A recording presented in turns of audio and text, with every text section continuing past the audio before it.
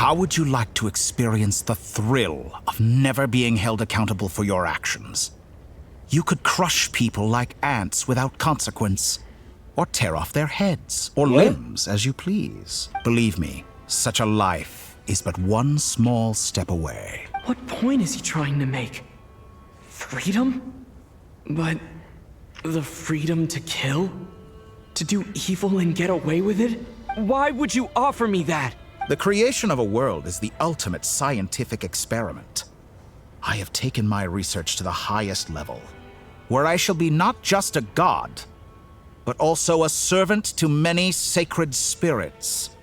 I shall heed the truth and perform holy deeds. A god's laboratory is the perfect playground, but it needs the right occupant to explore its full potential. Mortals are found everywhere one looks. Not so with Descenders. I'd prefer my first guest to be a distinguished individual such as yourself. And I know you could make the most of the opportunities it offers. So the condition for entering the new world is to take innocent lives. The same dilemma that Rerir once faced. Could I really bring myself to kill others for my own benefit? Rerir did. And look where it got him. Don't listen. Look, Ether, don't listen to Dotoria, man. Don't. Have you made up your mind? I can't do it. Your playground is no place for me. You're putting your hopes in the wrong person. But we both know I'm not quite the hero you say I am either. I have my own reasons for the journey I'm on. And they aren't all selfless. You've grown a lot since we last met, but there are still things you are unwilling to compromise on. This will only hinder you. Why don't I lower my requirements a little as a gesture of goodwill? I'll give you a little time to learn to be a less noble soul. That'll make things much easier for you. I really doubt I could live that sort of life. And yet you already sound less defiant than a moment ago. The benefits appeal to you because you can read the signs of the time. Why don't we return to my research facility? Your last visit was so rushed. There is much that I have yet to show you. Now to that question, Oh. Heroes don't attack from behind. Guess I'm no hero. This is most disappointing.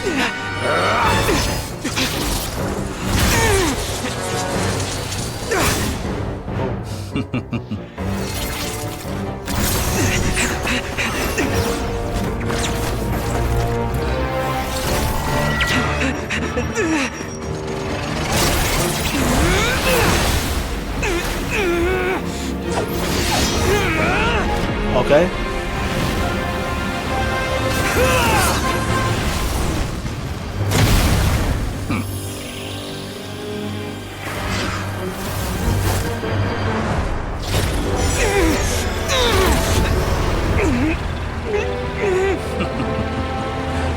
Now then. Oh.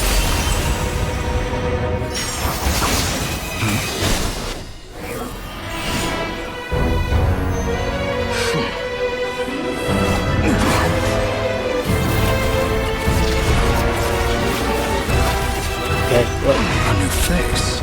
Interesting. Oh, he doesn't know him. Oh, he doesn't know him.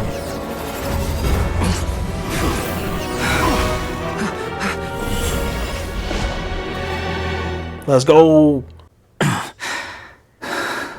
Hat Guy, how did you get here? You're still gonna call me Hat Guy after that, huh? You came all this way just to save me? I didn't see anyone else in there who needed saving. Fair point. You just caught me by surprise. Thank you. Wait, you're injured. It's nothing. I'll be fine. Why are you looking at me like that? Is it that shocking that I'd come to your rescue? I'm more shocked that you caught the doctor off guard. I owed you a favor back in Sumeru. Now we're even. Oh. Distracting Dotori was tough. I won't lie. He's not gonna fall for the same trick twice.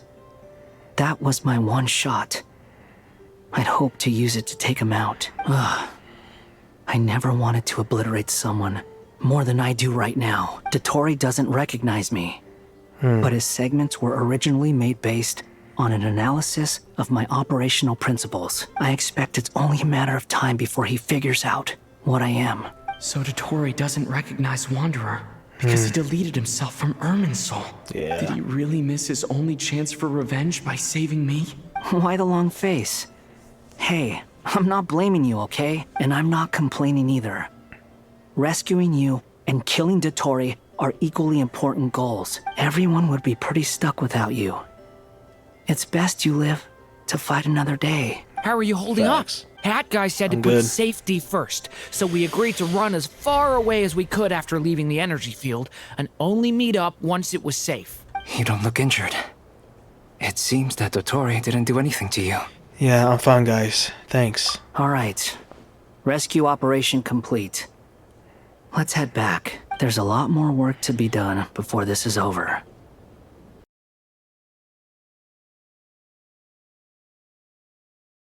Understood. I will bear the Tsaritsa's decree in mind. I don't see what's so awesome about it, though. Does he really think everyone else is as immature as him? I'm not stooping to Tartaglia's level. I thought you might say that. How's your progress? Quite promising, actually. That alchemist Albedo gave me a few ideas.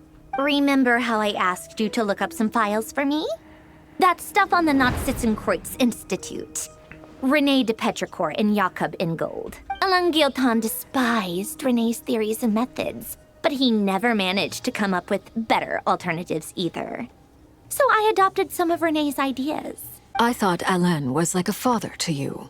He and René were mortal enemies, were they not? And what would you say if Lenny and his friends one day learned something useful from someone you utterly detested? I would applaud them for it. That would mean that they have surpassed me. For all we know, Alain Guillotin might have thought the same thing. Not that it matters, though. He's dead, and I'm alive. So it's my call to make. Once you die, it doesn't matter how great you were in life. Only the living get to decide what happens next. What's up, y'all? I'm back. Hey, come on out. They're back. Huh?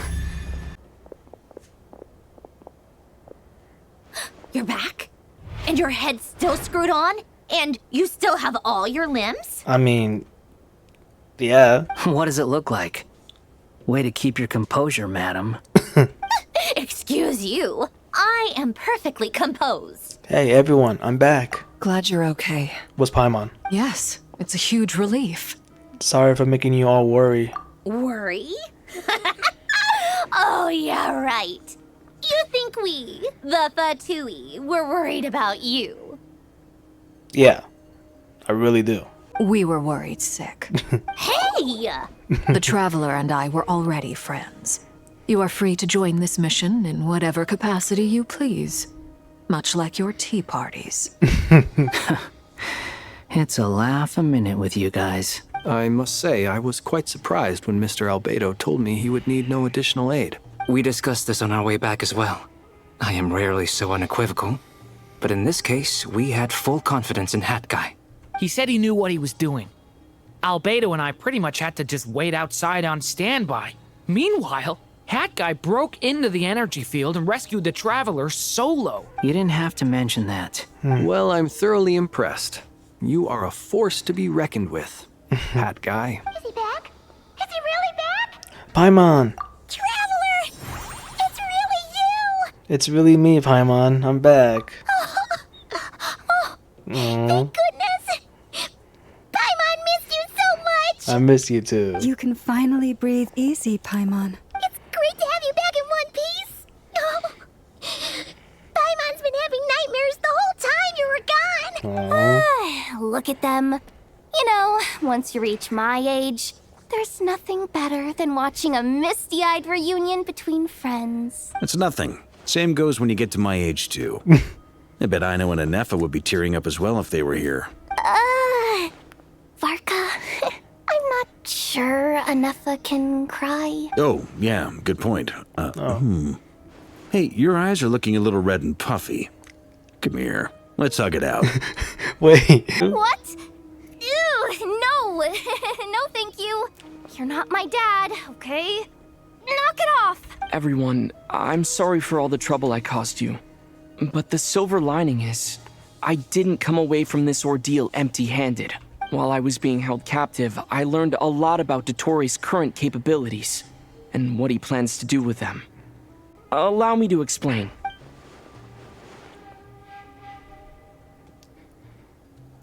The three moon goddesses were even more powerful than we imagined. No wonder Dotori believes himself to be equal to the gods. Utter blasphemy. While everyone was gone, Nefer and I made an interesting discovery. And I believe Miss Sandrone has something to share too. Oh. Called it. Getting rid of a pesky troublemaker like her is like trying to clean up after a crumbly cake. It always comes back to haunt you. Columbine isn't alive? I knew she wouldn't give up. Our next step is to find a way to bring her back. A place where time flows backwards, with no destination in sight. Surely it must have been created for a specific purpose. But I fear the answers are buried deep in Tevat's history, held by great powers beyond our reach. It sounds like she's on a specific path through time, just traveling in the opposite direction to us. The question is, where does that path lead? Or will it keep going to infinity? We considered that question as well. Strictly speaking, time is not infinite. Indeed not. Every road has an end. Nicole! You sure love quietly sneaking in mid-conversation. I do, in fact. It's something I've always done at our mages' tea parties. Quiet, mysterious, and persuasive. Okay. You wonder what lies at the end of her road. Well, just as the world has a beginning and an end, so too does time. And so, the end of the road is the moment that Tevat was born. But where Miss Columbina will end up along this road, that depends on where this particular river of reverse time began. What about the original moons and the moon goddesses? Do they have a beginning too? All things do. In the beginning, no moons adorned the sky. It was the Dragon King Nibelung who raised the three moons into the heavens, and thus were the moon goddesses born. They were shadows of the planet, born to wield Nibelung's authority and oversee the world on his behalf. They were extensions of his will, manifestations of his majesty. But then one day, they disappeared just as suddenly as they had once been brought into being. Nobody knew where they had gone.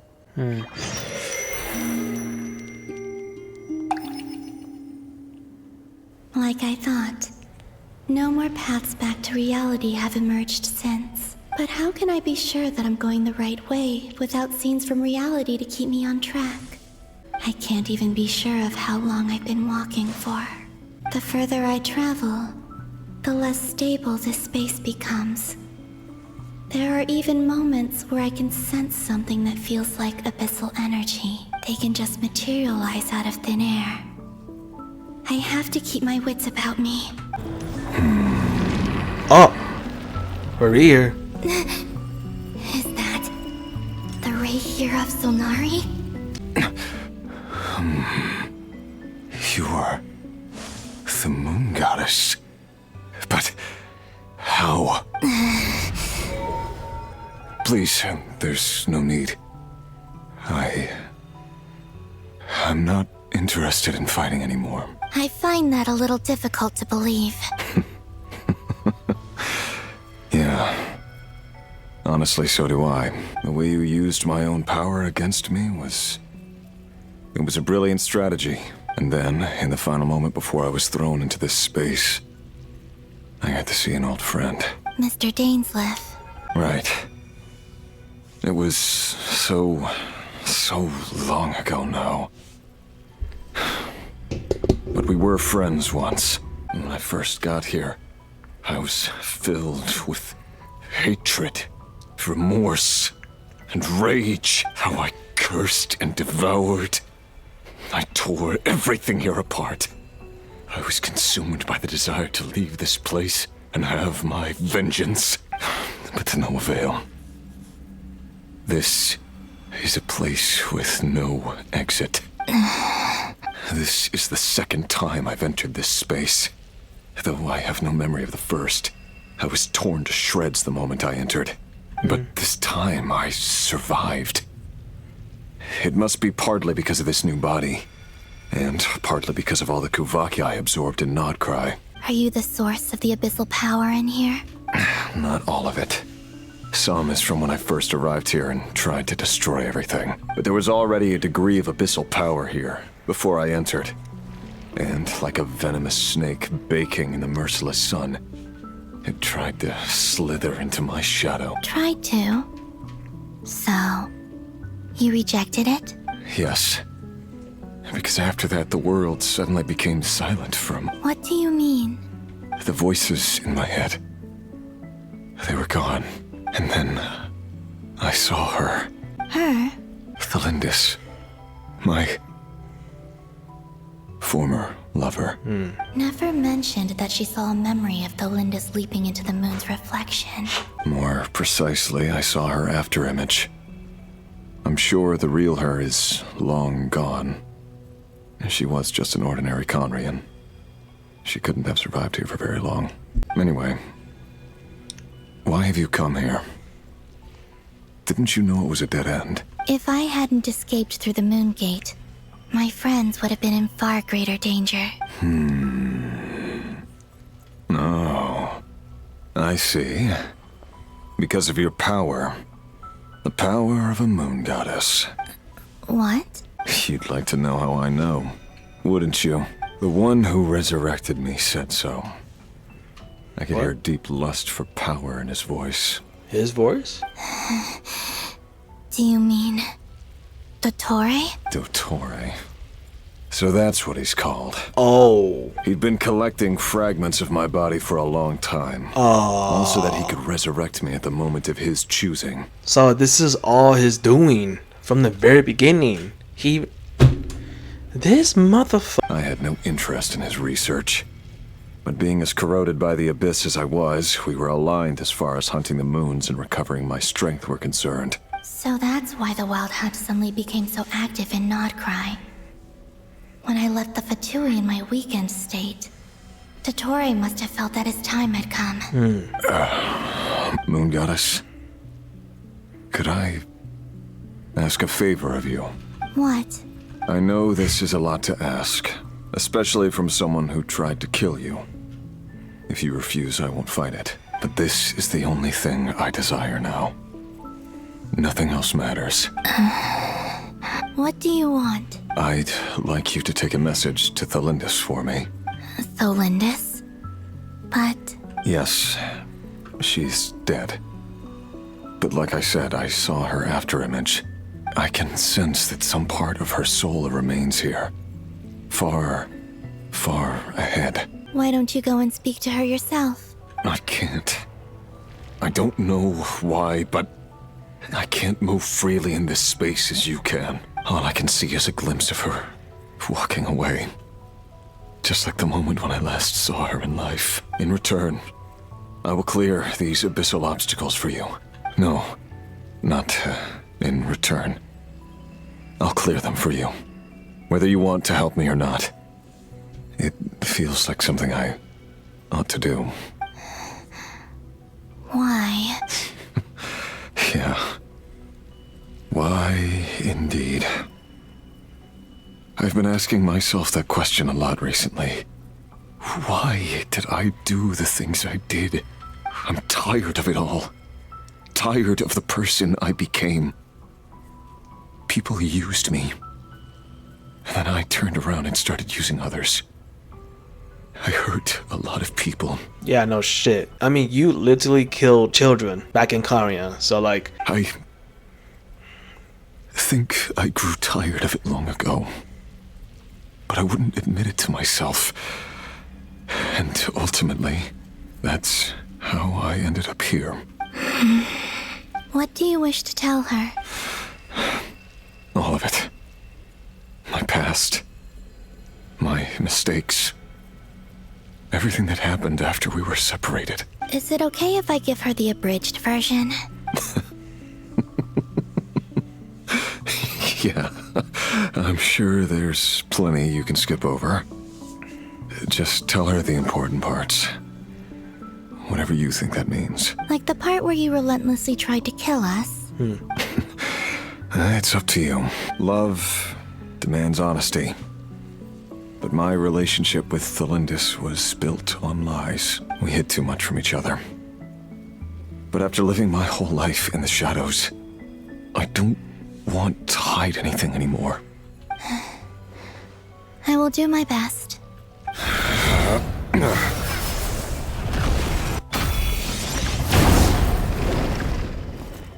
There. Oh, never mind. The Abyss will no longer stand in your way. Even though Mr. Dainsliff felt he had to fight you, I think he still regarded you as a friend. Dane? He said that you betrayed him. But he also felt great remorse at never having understood what you were truly going through.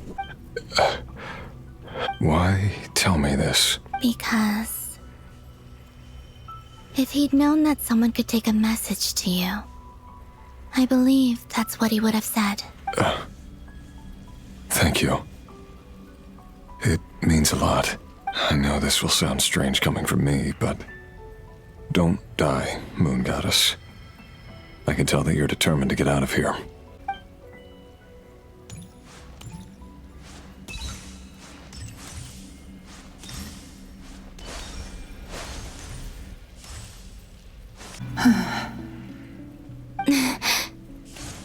Is that the Lindis? She wasn't far off at all. And yet, they can never meet. Hello, Miss Thelindis. Who are you? How do you know my name? I've never seen anyone else here before. You can call me Columbina. I promised Rerir that I'd bring a message to you. Rerir? My Rerir? Is he well?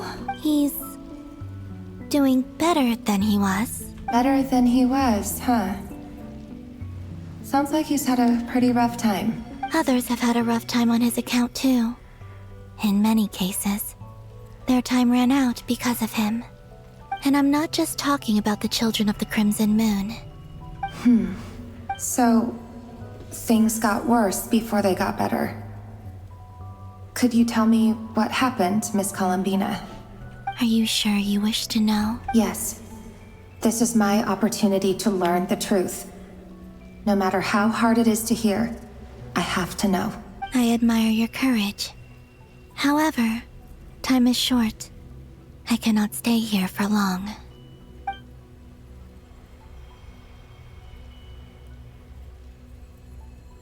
Rerir had seeds of hatred in his heart, and many people nursed them for their own ends. On some level, everything he did was to try and find a way to see you again. But in the end, he came to regret his mistakes. He wanted to apologize for hiding his past from you. Beyond that, he did not say specifically what it was he wished to convey to you, but I'm sure that you've always been on his mind. You are what has kept him going over all these years. I'm sorry, Miss Columbina. This is so upsetting. I'm not sure how to put my feelings into words. It's all right. I understand. Well, that's everything from me. So, I guess I'll be... Wait. One moment. Time flows backwards here. Huh? The road ahead only leads further and further into the past. I know. Yeah. I intend to reach the end of that road. Without a moon marrow, without the 3 moons' power, you won't make it far. Wait, unless... Are you one of the moon goddesses? You could say that. I see. I often think to myself, if life is like a train ride, why haven't I reached the terminus? Where am I even going? And it's not just me. It's this whole place. Wherever it is, it seems like it's existed forever. It's such a mystery. Where is it going? I must seem so ridiculous. I can't answer these basic questions, and yet I jumped right in here without hesitating, only to be torn apart the moment I entered by powerful energy currents. Thinking back, I was suddenly overcome with fear and terror in that moment. Perhaps I too became bewitched by the abyss. I may have been the leverage it needed to control Rayrir. I used to be a researcher at the Universitas Magistrorum in Conria, researching the iridescent moon's marrow. Eventually, I came to the conclusion that time in here flows in reverse. Rayrir was one of the Finster King's retainers. With me, he was in an impossible position. It plagued him constantly. I wanted to help him escape his lot in life. I wanted him to be happy. So I thought I'd use this place to return to the past. At the time, I thought I could just go back to the day that the Finster King first found the princess. It was only after meeting the princess that the Finster King started going too far with his research into the abyss. Oh, Lumine. That was the day all of our woes began. I thought I could stop the king from ever meeting her and solve everything. Ah, so Lumine met the Vista King. I couldn't kill the Vinster King himself, so I had to find another way to save Rayrir. That's why I wanted to go back. Wait, to kill the person who had brought new possibilities to our realm. I'm sure it was a futile endeavor, but the abyss probably enhances the basest human desires. So I naively hoped I could change everything, but I was simply too weak. Like a speck of dust against the whole universe. Look at me. I didn't even survive the journey here. Not physically, at least. I know I'm never getting out of here. But you're different. You can make it, and I want to help you. I owe you that much. How do you plan to help me? Have you noticed the golden energy that exists here? Based on my past research and my observations since coming here, I believe they carry you forward faster. I can share what I've learned and help you understand the pattern in which this energy appears.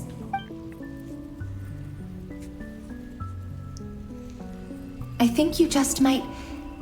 Now, I know you will be able to change the past. Also, I've been speculating about where this phase ends. The documentation was scanned, but from what I know of the legends about the moons, the oldest ones seem to begin with Nibelung, king of dragonkind. I have no way of verifying any of it by this point. But if it's true, you might be able to reach that era if you keep walking. Understood. Thank you, Miss Thelindis. I'm the one who should be thanking you. If you hadn't entered this realm of everlasting death, what use would my deductions be? Thanks to you, they have some meaning. About Rayrir, I'm so sorry. For everything. It wasn't your fault. That's not true. Because we both feared bringing trouble upon each other, neither of us ever told the truth. And that dishonesty sealed our fates. But enough about that. I wish you a safe journey, Miss Columbina.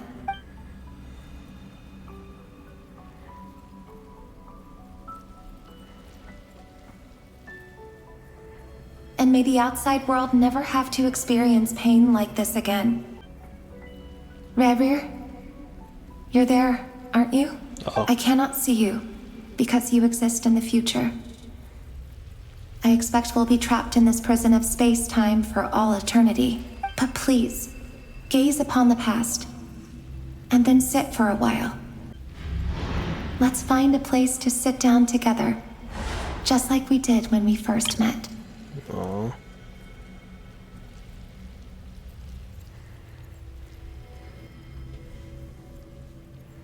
How long have I been walking? How much further till I reach the end? Is there even an end to be found? Everything's getting blurry.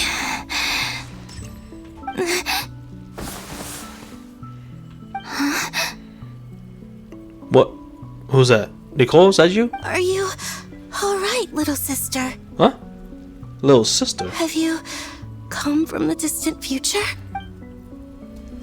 Who that? Wait, is that one of the moon goddess? Oh, wait.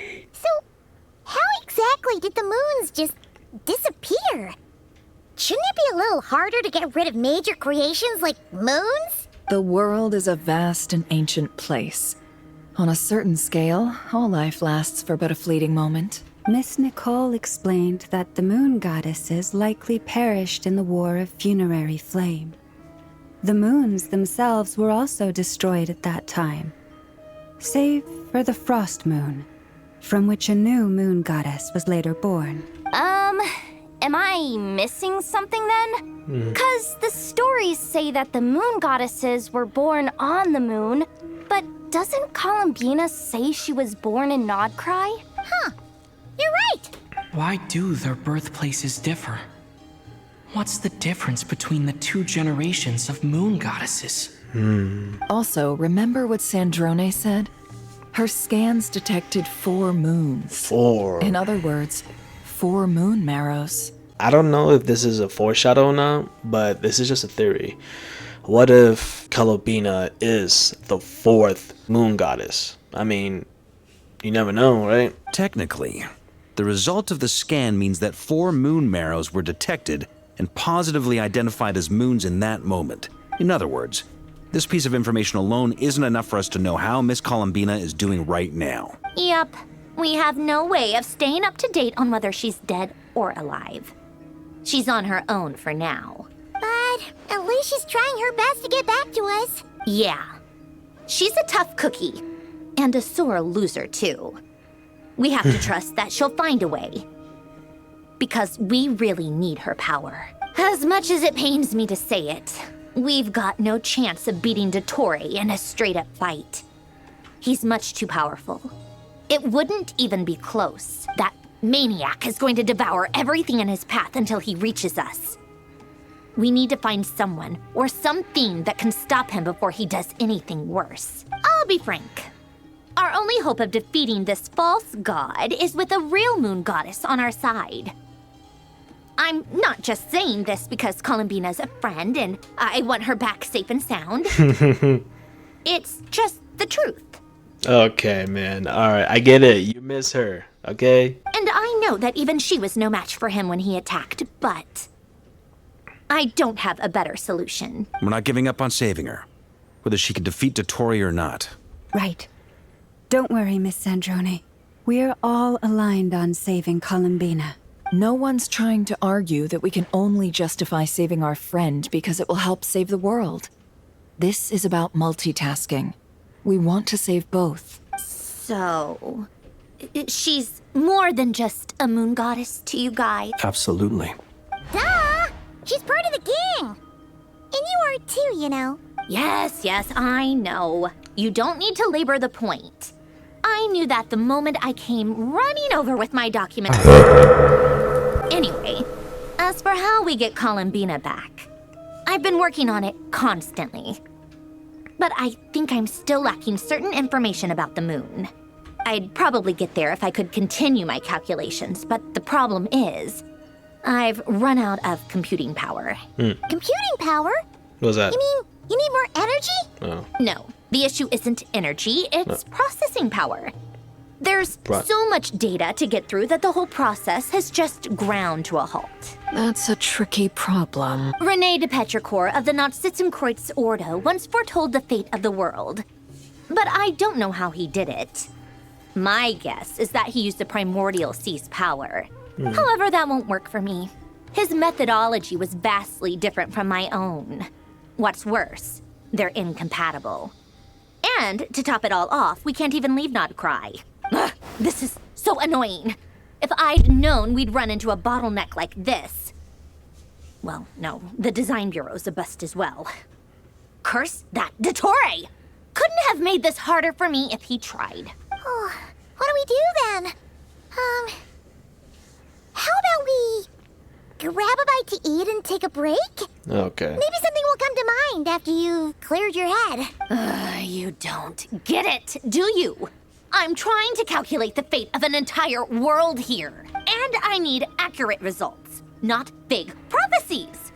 Where the heck am I gonna find the computing power for that? Anyway, time to shelve the discussion on technical difficulties. Being a killjoy isn't very ladylike after all. Either way, we've done what we can. Rest well, everyone. Remember to let us know if anything new comes up. Oh. Hat guy? Is he hinting that we should talk outside? Oh, he got something to say. Let's go somewhere a little more private. Oh?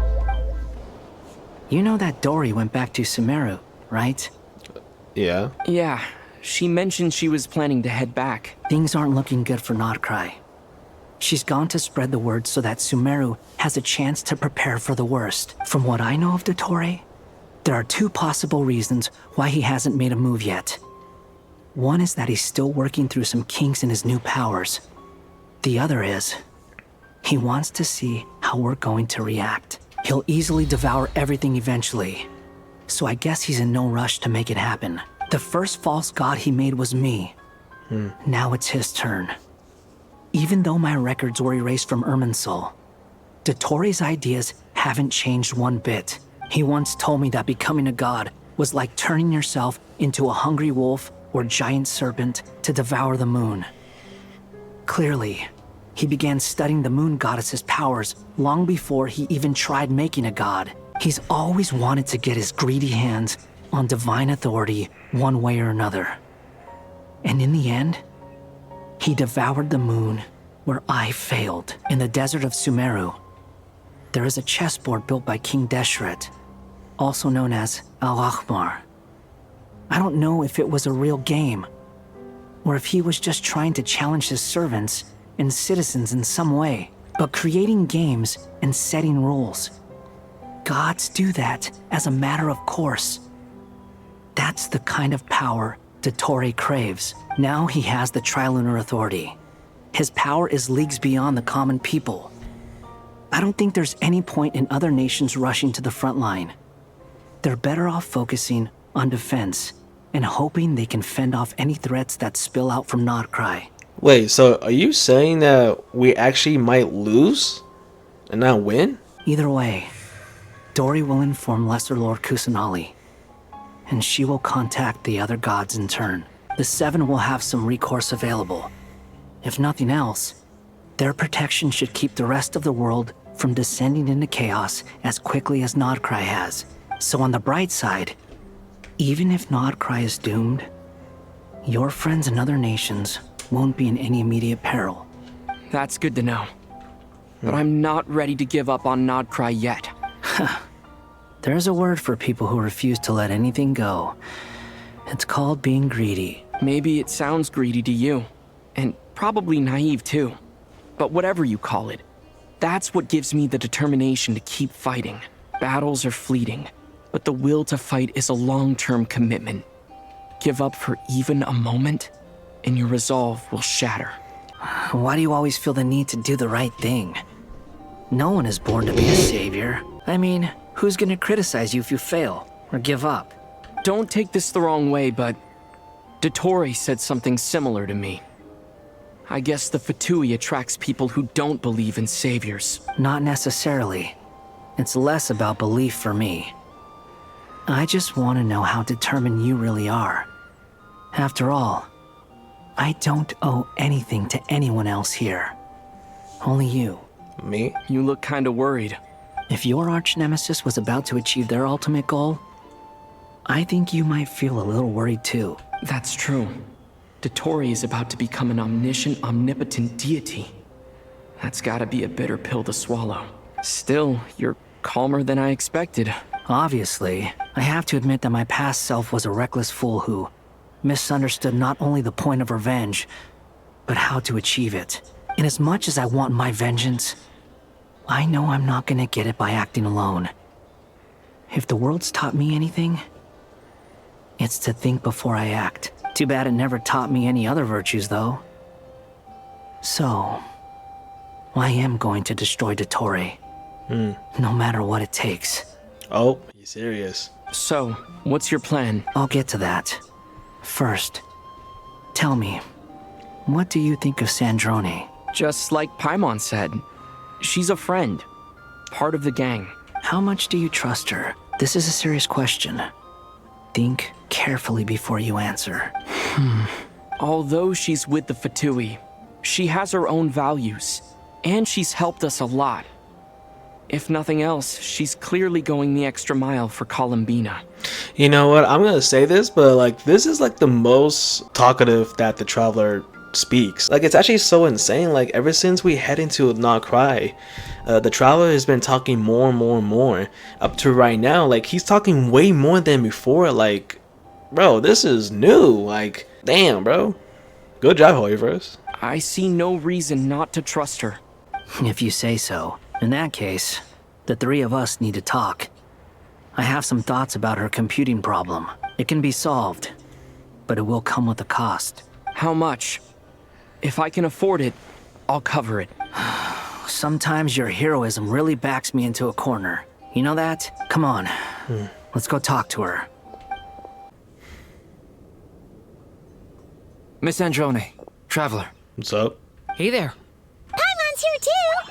She was just helping them sort through their things. How did your chat go? That was fast. The call only just ended. Well, you said it was urgent, so we got here as quickly as we could. Albedo, I have some alchemy questions for you. I see. Looks like my knowledge proved useful after all. Albedo examines Cedrone's notes. If I might ask, what is the end goal for the modified formula you'll be using? I needed to predict the future of the entire world. Huh? But I've run into some teething issues since trying to implement Renee's theory of the 4 Orthants. I see. I'll have a look at it. Still, computing power is the real issue here. How do you plan to solve it? About that, it's been sorted. Oh, with the Traveler's help? You overestimated me, Albedo. Actually, you're not wrong. He found the person with the solution. Was it Hat Guy? Yeah, it was him. Oh. Wow! Go Hat Guy! Seems like all that time studying at the academia is paying off big time. But where is he? Wasn't he the one who asked Albedo and I to come here? Come with me. Where we going? Oh! Hat Guy? What's happened to him? Hat Guy! Can you hear us? The f is he doing? No response. I guess he's in hibernation. Hat Guy mentioned that he was a puppet. It seems that his functions are currently shut down. I presume this has something to do with the solution to your computing problem. That's right. He and the Traveler came to see me. Wait, what? You have a solution? Would you calm down? Why do you always react so hysterically to everything? Excuse me? How would you know? You shouldn't be so quick to judge complete strangers. It's very bad manners. Oh, please. It doesn't take that long to figure out that you have a temper. Where does a mere student get that kind of confidence? I've actually published more papers than you. Not that status counts for much. Even Paimon's applied for academia admission. Oh, I remember that time. Huh? Are you serious? Yep. See? This is why I can't be bothered to explain myself. She recognizes no one's skills but her own. Okay, fine. I'll hear you out. So, tell me, how do you propose to solve my computing power problem? This world itself is constantly processing all kinds of information. If it's the world's future you're trying to calculate, you need a processing device that's designed to cope with that volume.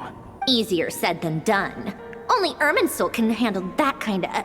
Wait, is that what you're suggesting?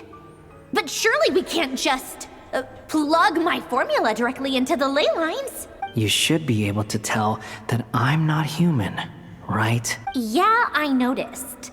The technology, though, seems pretty ancient. Very different from Pontaine's.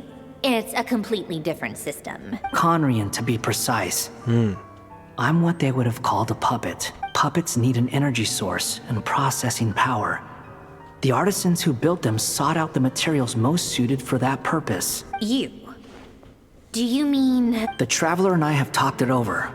He's willing to vouch for you. So, I'll allow you to borrow my core for your calculations. It was built using wood from a silver white tree. which makes it a small part of Irminsul. Conrian technology and Irminsul wood. Who in the world could have built you? Hey. Are you sure about this? A puppet without its core will cease functioning completely. And if it's left in that state for too long, it might not recover. You could die if you do this. You do realize that, don't you? I can put 2 and 2 together, yes. No need to rub it in. I won't lie to you.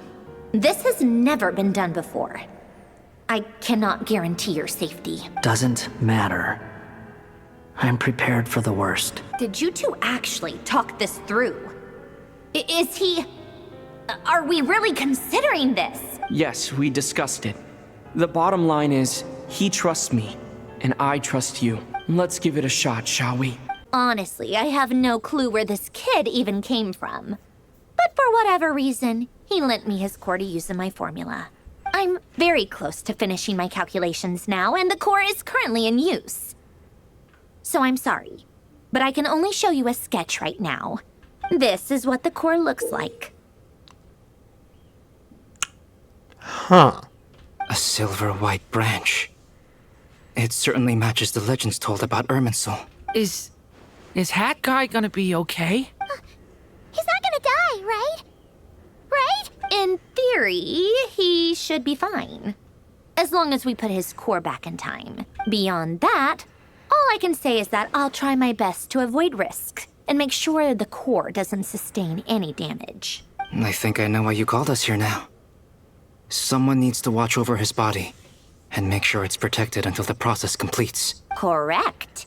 He said that the only ones he trusts here are you two. And the Traveler. And the Traveler will have other work to do. Look after Hat Guy for me. He will have our undivided attention. Aww, Hat Guy. On a more positive note, things are progressing steadily on my end. I'll call everyone in for a meeting once the results are out. Sojourner returns to her initial question. She and Albedo enter an in-depth discussion. You, Paimon, and Durin stand next to Hat Guy, keeping watch over his silent body. You've never seen him in this state before. The worst case scenario with the core removal is either a system reset or a total loss of function. But I'm not afraid. A quiet death should have been my fate long ago. A core is completely different from a heart. It's like another vital organ entirely. I never believed it could be a true replacement for what I sought. But in the end, it turns out the core was more useful to me. Pretty funny when you think about it. It's like the punchline of my entire life. Do you think there's any difference between a puppet and a human? If not, then this would just be another samsara. I have already experienced both a past life and a next life. Part of me wonders whether I'm only capable of making this decision because I've become a real human. What's with that expression? Isn't this a good thing? Sandrone will succeed, won't she? She has to. She will. We all have to persevere until this is over. That's right. Yeah. And I'll protect you all until a moment of victory arrives. You suddenly feel like the concept of time has become blurry. It rushes forward for you, yet marches backward with every step that Columbinas take. Silent yet turbulent. Dotori's words echo in your ears. These 4 divisions anchor the world and shackle those who live in it. He may be deranged, but he understands well the rules of the world, which now tests you all. Oh, we're back. Who are you? Call me Sonnet. Sonnet. Oh! You have the same power as Canon. Canon? Wait. Is she? Oh, wait. Is she on the Moon Goddess? Sonnet. So, Sonnet. you're the goddess of the iridescent moon? Oh, goodness. You recognize me? Well then, what's your name? Columbina. Columbina Hyposelenia. Hyposelenia? What a lovely name. Did you choose it yourself? It was A joint effort between me and my friends. Friends? You mean your friends in the heavens? Huh? Oh, sorry. You must be exhausted. I apologize. Hang in there. Let me introduce you to my older sisters. Do you mean the other two moon goddesses? Arya and Canon? Arya and Canon. Wow, you sure know a lot. That's not. Wait. Hey, does that mean that our story goes on into the future? Oh, I guess that wasn't the best question to ask. It's alright. We were prepared for that possibility. You could say we were too prepared. I can't even remember how long my sisters and I have been here by this point. When did you get here? How long has it been? I can't say for sure, but it feels like it's been forever. I see. Are you feeling alright? You look a little unwell. I can hold out a while longer. Oh! Sisters! I'm back! And look who I've brought with me!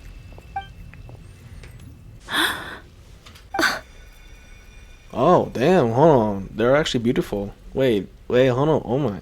It's our lovely little sister, born in the far future. The pleasure is all mine. Allow me to introduce you to Columbina Hyposelenia. This is Arya, the goddess of the eternal moon. And this is Canon, goddess of the frost moon. Canon, don't you think Hyposelenia's power is similar to yours? Arya, Canon, Sonnet. Got it. Hello, Columbina. I apologize for our startled reaction just now. And please, forgive our little sister if she's been annoying you. She tends to talk a lot. It's fine. You seem shy. Don't worry, Columbina Hyposelenia. No one can hurt you here. Could you tell me where here is? Please. I must know. My dear sister, this is where Tevat's original ruler, Oh. the Dragon King Nibelung, imprisoned the moon goddesses. Oh. Lore? Big lore right here. What? You're scaring her, Canon. No, I'm fine. Please, continue. Nibelung, our original master, created us in the distant past to maintain Tevat. But he left this world and traveled into the dark universe beyond, to explore worlds vaster still. Day and night, we fulfilled our duty in the heavens, until the day that the first descender arrived. The great ruler of the firmament. The heavenly principles. Yep. Is that what later generations call them? Yeah. I see. But we did not reject them at first, nor did they seem to harbor ill intent towards this world. We coexisted in peace. They were like a guest in our home. Slowly, however, we came to realize that our guest had a growing desire to change and dominate the world. Yeah, because I think I remember that the first Descender, I think he defeated the Seven Dragons, I believe, and then that's how Tevat was created, I think. And you didn't stop it? No. There was an order to the rules they set up that Nibelung never taught us. We wanted to know if this order would bode good or ill for Tevat. All right. Canon and I wanted to know. Sonnet was against it from the outset. Later, we discovered that this great ruler of the firmament bore an almost paranoid hostility toward the desire of certain life forms to seek power. Or perhaps they feared them. They would even cast down celestial nails as manifestations of their power, to punish the civilizations of the world below. Only this was far beyond mere punishment. Right. Their rules brought order, but the price people paid for merely testing the limits of those rules was far too great. I did everything in my power to help the punished escape catastrophe, but still, too many lives were lost. The ancestors of the Frost Moon Scions were some of the ones you helped. But just when we had decided to take countermeasures, the Dragon King, Nibelung, returned. And so began the War of Funerary Flame. So, that's the name the world gave that war in the future. Well, who won in the end? Well, As far as I know, the Heavenly Principles won, yep. although it came at a great cost. They remained in Teyvat, where they continue to rule to this day. Yeah. And the world's original master, the Dragon King Nibelung, was destroyed. Yep. And what of the moons? Are there still 3 moons in Teyvat's skies? Unfortunately, no, there's only one. You can tell us the truth, Columbina. We know we are but remnants of a bygone age. We are prepared for the answer. Only the Frost Moon remains. But it has been cast beyond the false firmament by the Heavenly Principles. The eternal and iridescent moons were both shattered during the war. So death finally came for us in the end. Sonnet. But you're still here, aren't you? A moon goddess cannot live without her moon, Columbina. She's right. That's why I began to disappear. Because the Frost Moon is cut off by the false sky. How much worse it would have been if it were outright destroyed. Our souls may endure within this lunar palace, but if our moons are destroyed, Then we shall disappear the moment we depart from it. I'm sorry. There's no need to apologize to us, dear sister. If anything, we owe the world an apology. If only we'd decided to act sooner, rather than arguing amongst ourselves.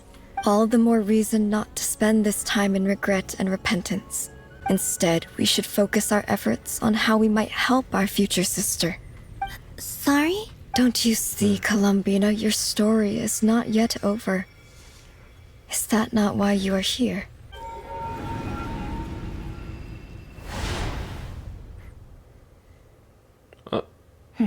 It's done. Initiate numerological array. Continue running primary process. Calculate the world's fate through extrapolation. And identify nodes of potential change. Secondary process? Scan for moons. Still 4. The number of moon marrows hasn't changed. Wait, let me think. Is it possible that there's something I've been misunderstanding about the moons all along? Variables. Variables in the world. I know where potential variables within the world come from. So what about the moons? Are there any variables there? Like their life or death, for instance. What if being alive or dead makes no difference to a moon? But that's so strange. Even immortal gods can die. Why would the moons alone be... Wait! I've got it! If alive or dead is considered a variable, we might have had this wrong the whole time. No one ever said that a moon marrow equals a living moon. We just made that assumption ourselves. Initiate secondary process. Scan again. This time filtering out interfering perimeter. Moon marrow. I don't care if they're natural or artificial. Get them out of my search results! Why? It says 3 moons still exist in Teyvat, even after excluding the moon marrows. But we know for a fact that 2 of them are dead. Redo the scan. Narrow the results to living moons and real moons. No, scrap that. Narrow it down to moons that have lunar authority and remain alive. Why? Why is it still 3? What is this, Columbina? Has the world lied to us? Or are you the one pulling the wool over our eyes?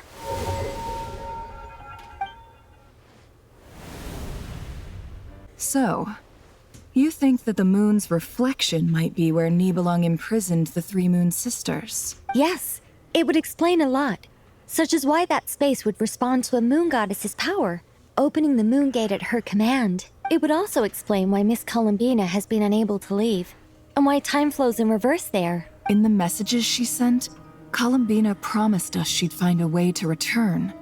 but we have no way of knowing how, when, or where this might happen. The fact that she still has yet to reappear in this world indicates that returning from that place is no easy feat. We cannot afford to simply wait for her. So you're saying, if she could return by her own power alone, she would have done so long ago? Yes. She certainly wouldn't leave it to this late stage when it's so touch and go. I've been giving this some thought, and I've come to believe that Luanatar might be an anchor that she left behind, as a sort of future waypoint. This could also explain why Luanatar is always by the traveler's side. Sounds like a plausible theory. If that's the case, there must be some criteria we need to fulfill to allow Columbina to return to the present. The question is, what could they be? Hello? Oh. Listen up! This is extremely important! So, Jonah, alright. I'm not gonna say anything.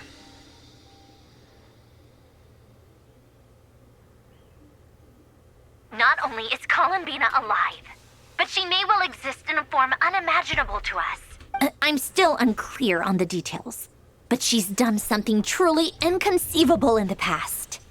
And the clue to what she's done lies in the moon and Tevat sky. Truly amazing. Oh, I'm so delighted for her. I'm sure we all feel the same.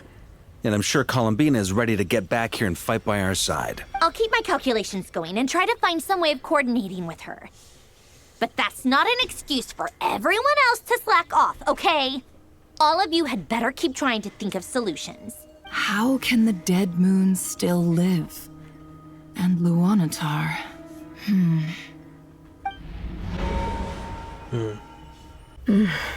It's hard to believe that's what will happen in the distant future. Our authority is linked to the most fundamental rules of Tevat.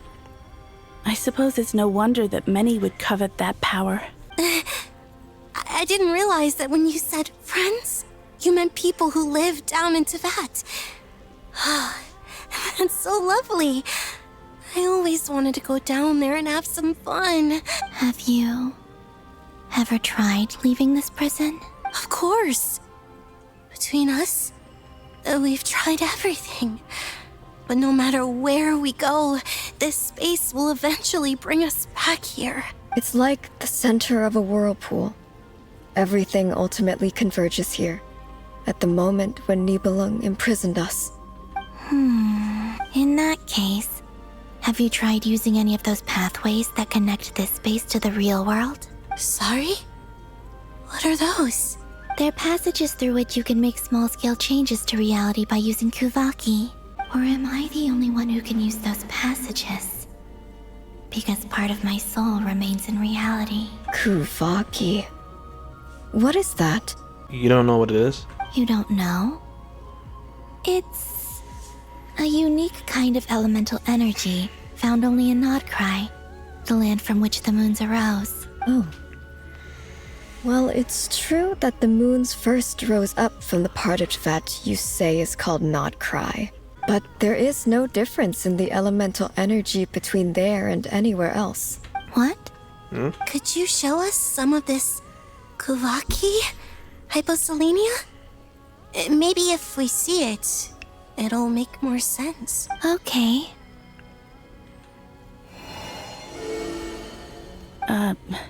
Isn't that just your power? What? But it's everywhere in Nodcry. In the air, in the land. Even the creatures who live there have adapted to its influence. How curious. This Kuvaki certainly did not exist anywhere in the world before we were imprisoned. What? Let alone influence living creatures. So, how exactly does it affect them anyway? Can they float in the air like us? This is so strange. Why would their reality differ so much from mine?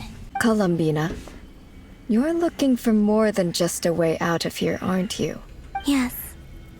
If I am to help my friends, I will need tri-lunar authority on par with that of our foe. You mean you'll need our power? This sounds extremely risky. The Three Moons' powers are not mutually compatible. Concentrating them into one goddess will be a very painful process. I know. But I'm willing to take that risk. Even so, let's say we successfully transfer our authority to you. How will you take it outside this prison? Nibelung constructed this realm specifically to prevent us from using our powers to interfere in his war. No moon goddess can leave this place alive. What if I don't leave alive? Huh? Where do we even start? How are we supposed to figure out what we're meant to do to help Columbina?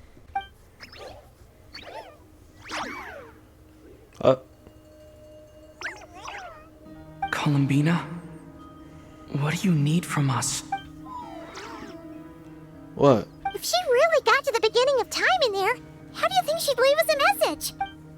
You don't think she'd write it down on a stone tablet somewhere in the hopes that we'd find it, do you?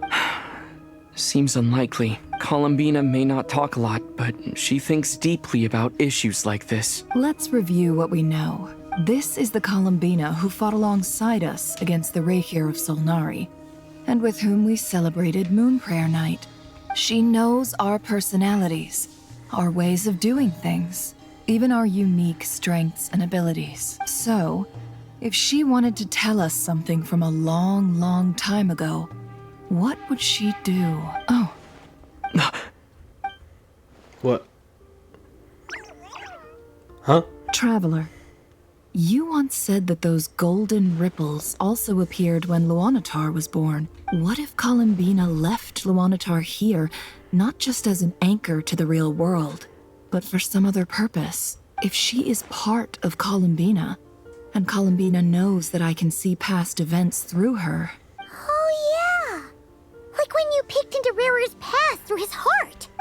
Nefer, wait. Wait, is she gonna go inside Lunatar? If you're right about this, and you can really see past events through Luanatar, your eyes, they'll... Oh, I know. Looking at Rerir's past in Conria was already enough of a strain on my eyes. Looking this far back into the past, it'll surely blind me. Oh. But it's our only chance. This is the only way. Boss. We spoke about this once, a long time ago. Do you remember what I said, Yehoda?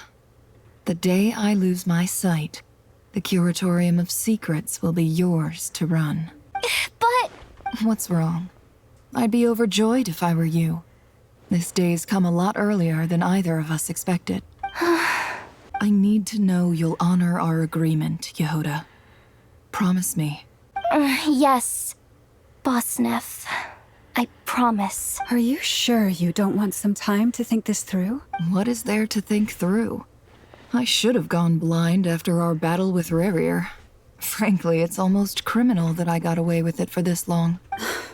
Then at least let me take some precautions on your behalf. And if you really do lose your sight, I'll visit your office every day and make sure you're well looked after. Oh, please, anything but that. I was actually ready to go through with this. Are you trying to scare me into backing out? As if I could ever scare you. I'll assume you're just joking to calm your nerves. All right, enough chit-chat. Let's do this.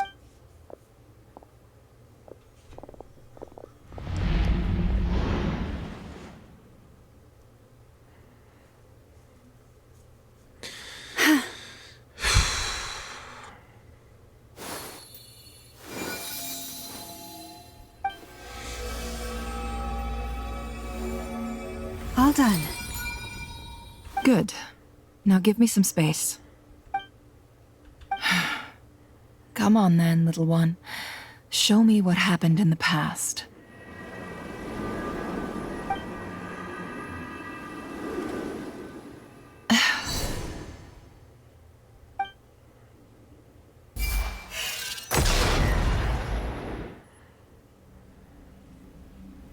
Between the Trilunar Authority, Kuvaki, and the sole surviving moon, the Frost Moon, I think I might know how to get back.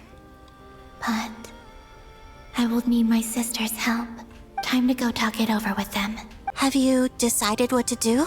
I hope it's not too dangerous. You really scared me when you said that thing about not leaving here alive. Come on, let's go find the other two. It seems you have reached a decision. I'm all ears. What do you propose?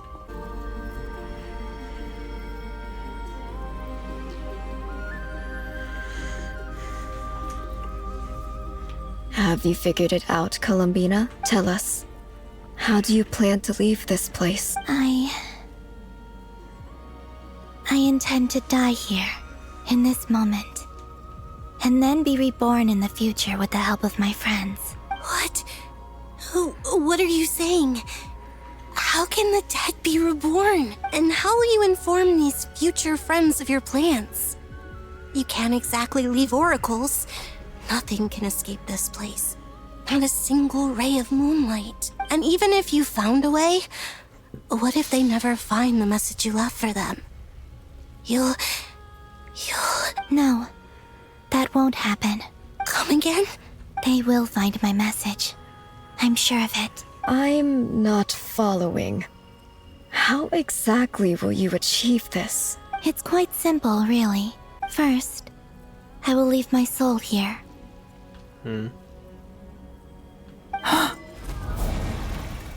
I see it. Your soul? You mean your divinity? Yes. I once left a portion of my soul in the future. One so small that this prison barely noticed anything. In this very moment, she can resonate with my soul across time. When the time comes, I believe that she can serve as an anchor to pull my soul from here back to the future reality. Just as gravity connects the world to the moon. Exactly. In the future, where I came from, the moon has been cast beyond the false sky, but I can still feel that it is there. In a similar way, I can feel a connection to the soul fragment I left behind even now. My friends can use it to detect my presence. But how do you just leave your soul here? Is that even possible? On my way here, I met an ordinary mortal who entered this place long before I did.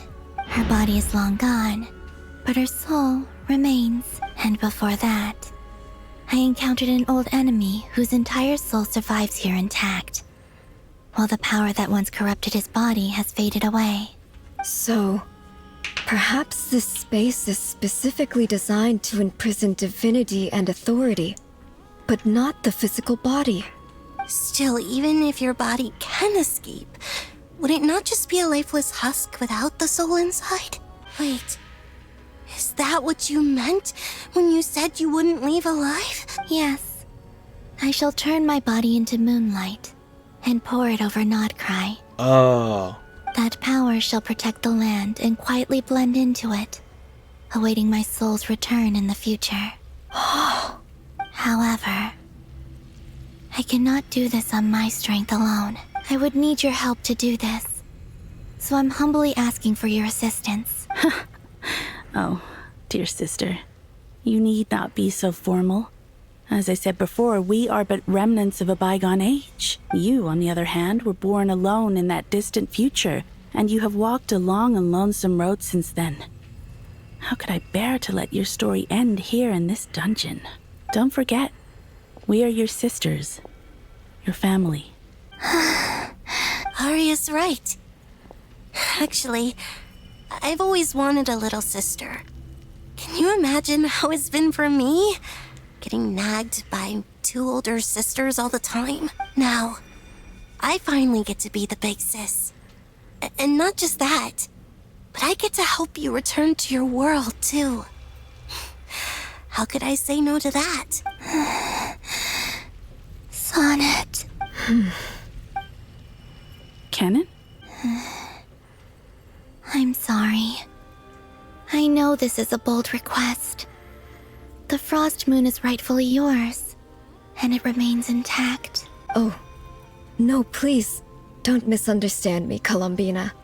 I was just thinking back on the years that the three of us once spent together. You cannot imagine how happy I am to hear of the future world you describe. The Frost Moon Scions, your lovely, kindly friends.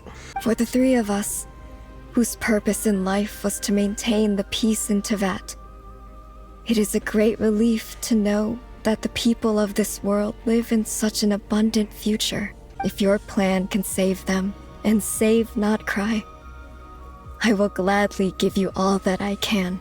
Besides, the three of us have been together since the day we were born. I could never abandon them to live on alone without them. Canon. Still, I do have one question I would like to ask you before we proceed. Certainly. What is it? Why do you cover your eyes? Oh, yeah, why do you cover your eyes? Yeah, I was curious about that too. But it seemed personal, so I didn't want to intrude. There was a time when I refused to look upon the world. I believed it was full of nothing but lies and falsehoods. I wished to hide my feelings, seal my heart, until I could return to my true home. I see. Perhaps that decision saved you from ever having to see the false sky again. But at the same time, you likely missed out on many true and precious things, like the smiles on your friends' faces. Promise me this, Columbina. When you return to the future, open your eyes, take a look at the world around you, and see your friends. I'm sure that you know this already, given that you long to return. But that is your true home. Give me your hand, Columbina. Arya, Sonnet, you too. Okay. All right.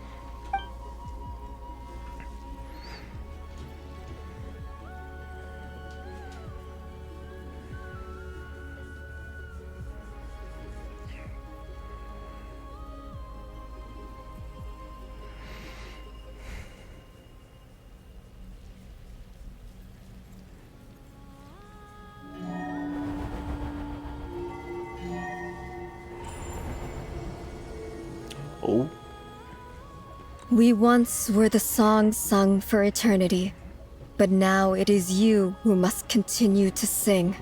We once were the tides in the great river of time, but now we subside, and you arise.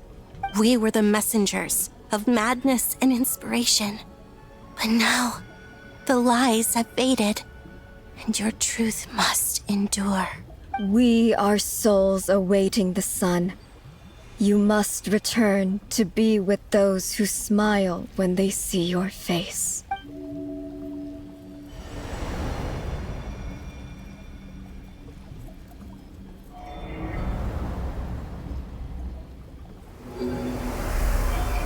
Oh, the tattoos are gone.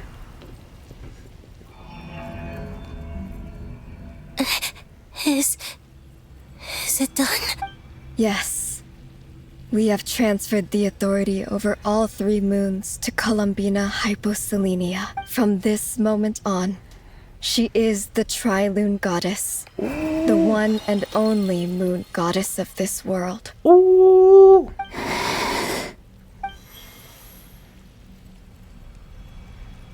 How do you feel? Thank you.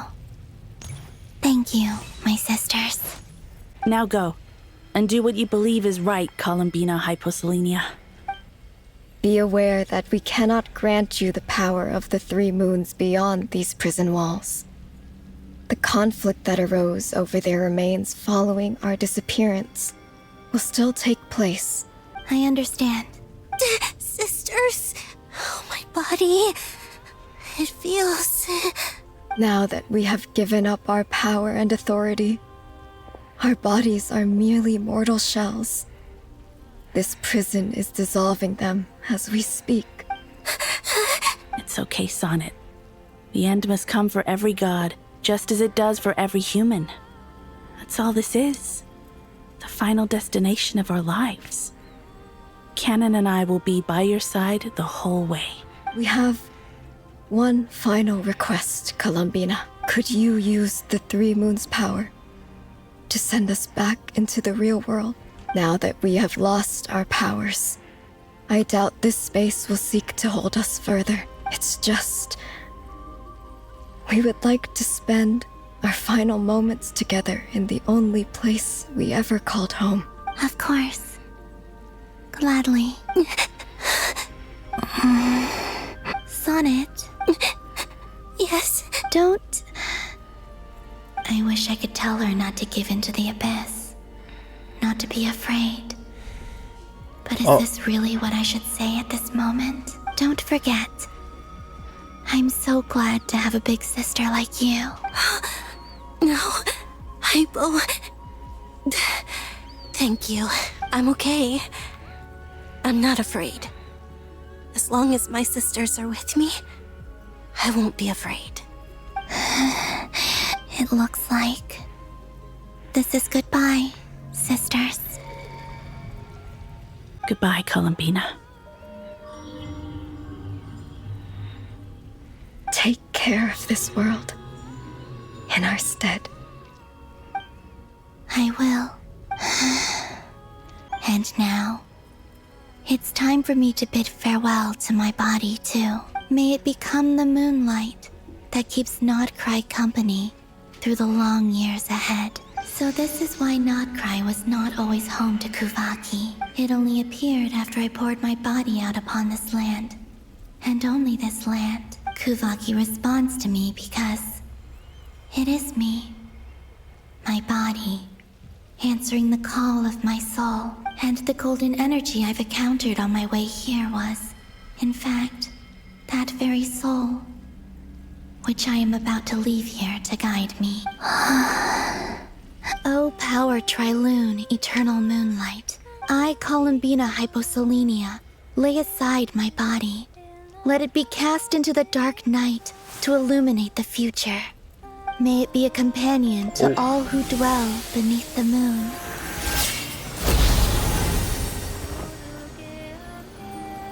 That's... Until the time comes for me to return home.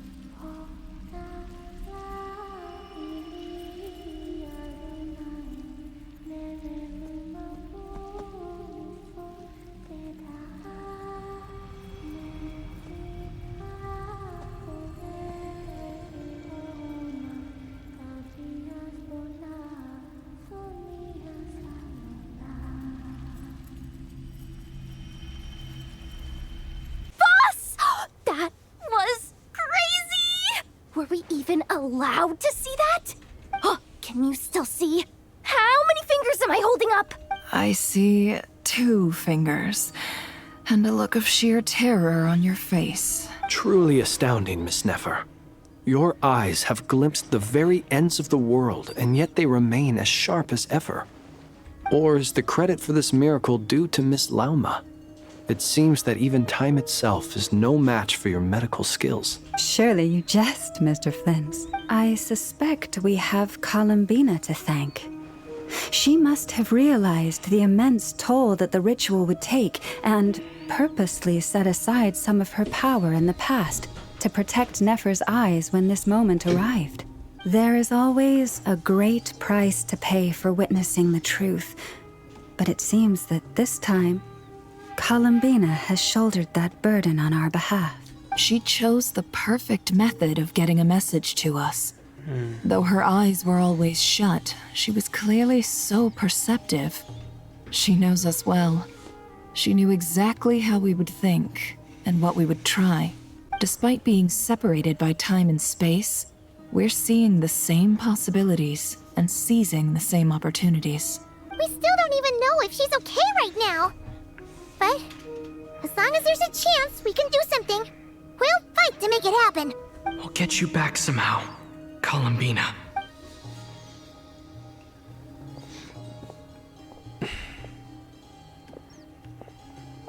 So, how'd they go? Well, based on the information we now have, let's figure out our next moves. Thanks to these gentlemen, we have a much clearer picture of the situation with Dottore.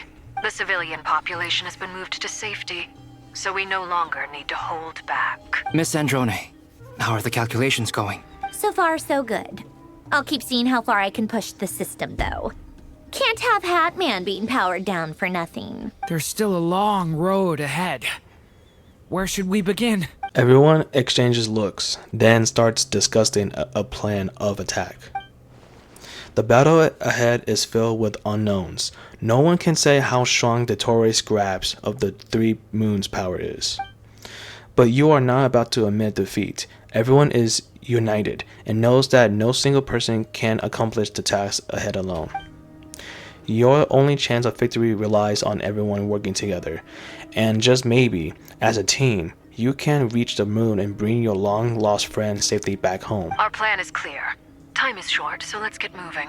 There's just never enough time, is there? Time is the bane of my existence. Ugh. Anyway, I'm gonna get back to work. All right, we'll do our part too. Yeah. Yeah. Albedo's theory says that elemental energy can dilute the light realm's power, but I'm no expert in building elemental defenses. Sounds like something out of the advanced elemental theory section of the library. Whew. You seem quite troubled. Well, yeah. I mean, who doesn't get a little flustered when they're completely out of their depth? You were the very picture of confidence back when you approached the Hexen Circle. Yeah, I could have been faking it through that whole meeting for all you know. Yeah. Who's to say I'm not just a ball of nerves in a charming and gregarious package? Oh gosh, really? I'm so sorry, I had no idea. Well, you're all the braver for it. Still, I was much more in my comfort zone than I am here. At least in Mondstadt, you can cry for help from a cliff top and actually stand a chance of summoning Barbados himself. Things have never looked bleaker than they do now. If we don't pull this off, Tevat's doomed, isn't it? Oh, you think so? Actually, yes. Yes, it probably is. It's a shame. Don't put too much pressure on yourself. Tevat has faced annihilation many times in the past, but it also gave us you, didn't it? Hey, don't give me that. It's not like I'm anyone special. I disagree. Every human born in this world is special. We angels have always believed that. In that case, this humble human being has a big favor to ask of you. I thought you might say that. I'm sure Alice, in her great wisdom, sent you here precisely to help us in this difficult time, yes? Well, that has less to do with her wisdom and more to do with my power. Of course, of course.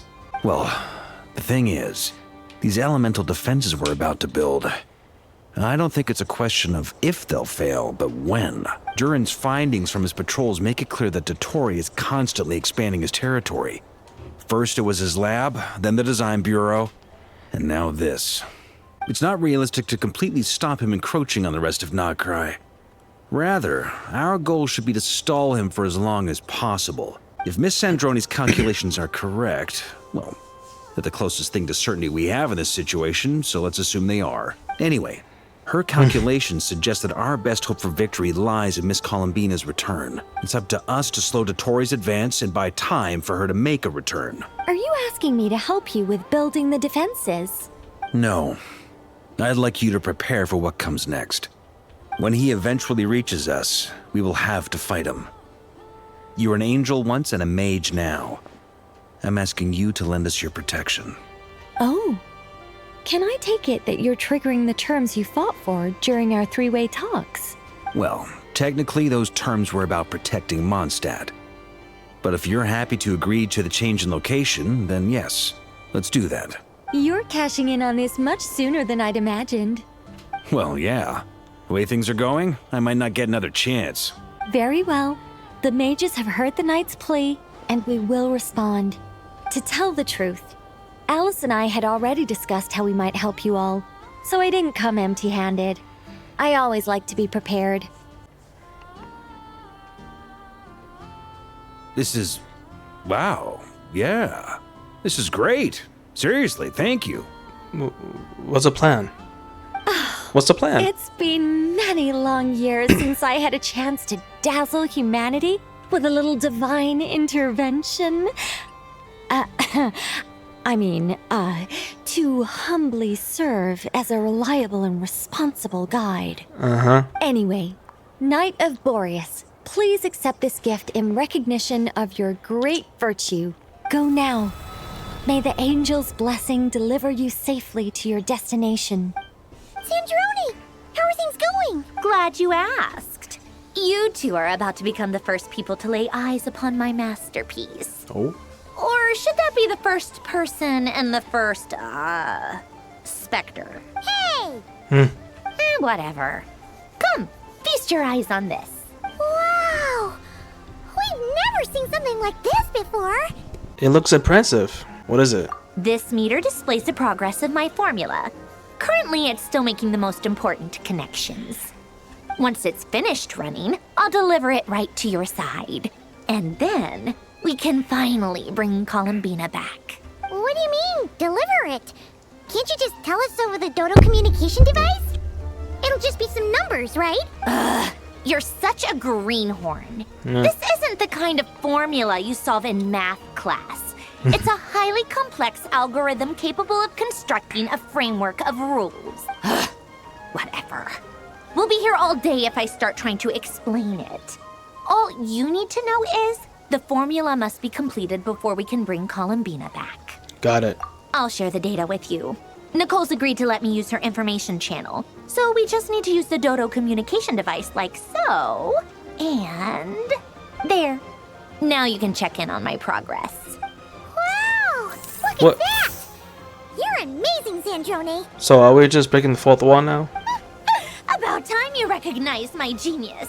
Took you long enough. Anyway, that's all for me. You should check on the others if you have time.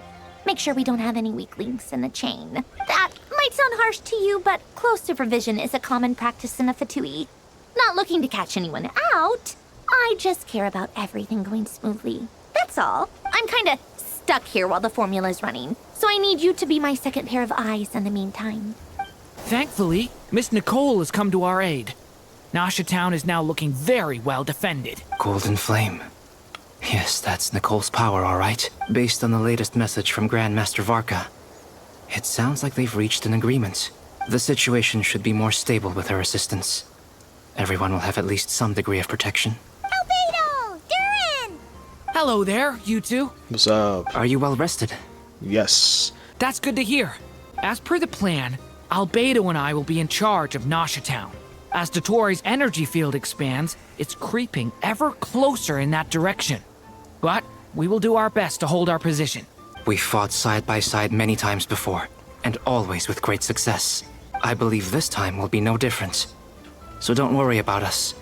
Focus on fighting Dotori. As Dotori's energy field expands, it's creeping ever closer in that direction. But we will do our best to hold our position. We fought side by side many times before, and always with great success. I believe this time will be no different. So don't worry about us. Focus on fighting Dotori. Traveler, Paimon, a pleasure to see you both. Flans!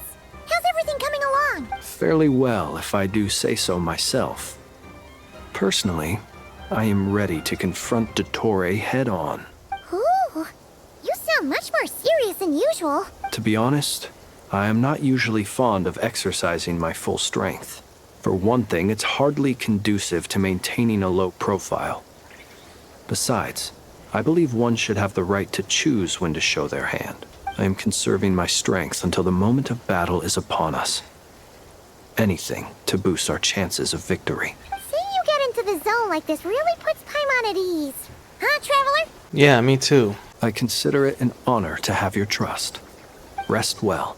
I look forward to seeing you both in your element during the battle. Alright. Okay, you fucking lesbians. Yes, Miss Moonchanter? What are you staring at? You always address me in the strangest ways. Lady Moonchanter 1 minute, Miss Moonchanter the next. Yes, and? Are either of those incorrect? Not as such. It's just that I simply call you Nefer nowadays. Uh-huh. That's my name. What's your point? The point is I don't add any honorifics or titles. Meaning what? That maybe we're on friendlier terms now than we used to be. Is that how you see it? And I thought I was the one with eye damage. Never! Wilma! Paimon, traveler. What's up? Just What's up? swinging by to check in on you. How are things going? Did you manage to get some rest? Don't worry about me. I won't slow us down. And I give my all to ensure our victory. Ah, yes. Allow me to give you two a quick checkup. All done. You're both in good shape. We're lucky to have your support. You're welcome. You'll have your work cut out for you in this battle against Dottore, Yeah. so make sure to get some rest in first. Paimon will keep an eye on him. Don't you worry. I'm glad to hear it. Take good care of yourself, too, Paimon. Sure thing. Wait, what's going on? Households incoming. Are those the doctor's minions? Here they come. Oh. That's quite a horde. As we expected. Get ready, everyone. Take your positions and prepare to engage. Let's begin. I'm at the ready. I'm at the ready. Wait.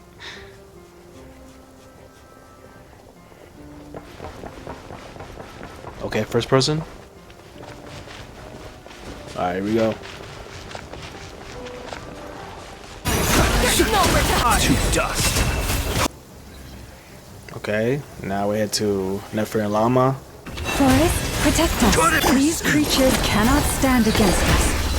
Oh, fighting talk. Just don't let your guard down. That goes without saying. I'm hardly the risk taker in this room. Excuse me?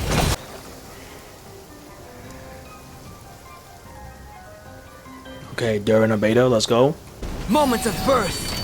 Hey, away from me! That was easier than I thought. Naturally. What do you mean? 50% right now. Alright.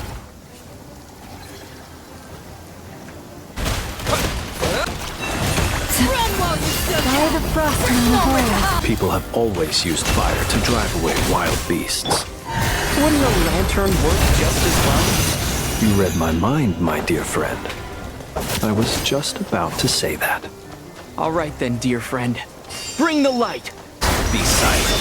Do you fear the... Okay, we're at 60% right now. Who's that? Oh my god. You're looking well. I trust you've had a good couple of days. Dottore. It's actually a good thing, in my view. If the subjects of my experiment were to die prematurely, it would throw quite a wrench in the works. And so, I must thank you all for your resilience. We are no longer on the same level, but you are nonetheless worthy of my respect. A creator god should be merciful and gracious after all. And in any case, it is only right that before I end your lives, the world is informed of the arrival of their new god. Oh.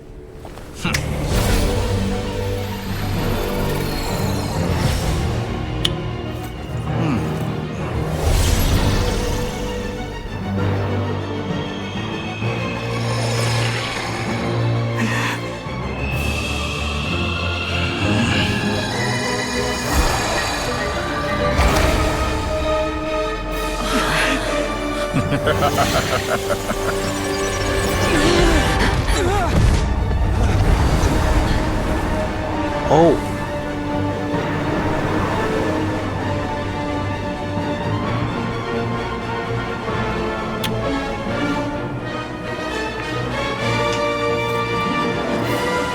The experiment begins. Oh shit. With the marrow of the 3 moons in my hand. Take cover. Where? Where? Oh shit. Ooh. Ant in my palm. I've been moved inside another space. Oh, I'm Flint's now. And it's sealed off. Looking at the structure of it, seems like Dottore intends to trap us here. There's no exit. Our endurance is about to be put to the test. For now. Did you honestly think that would hit me? Hurrying off to next.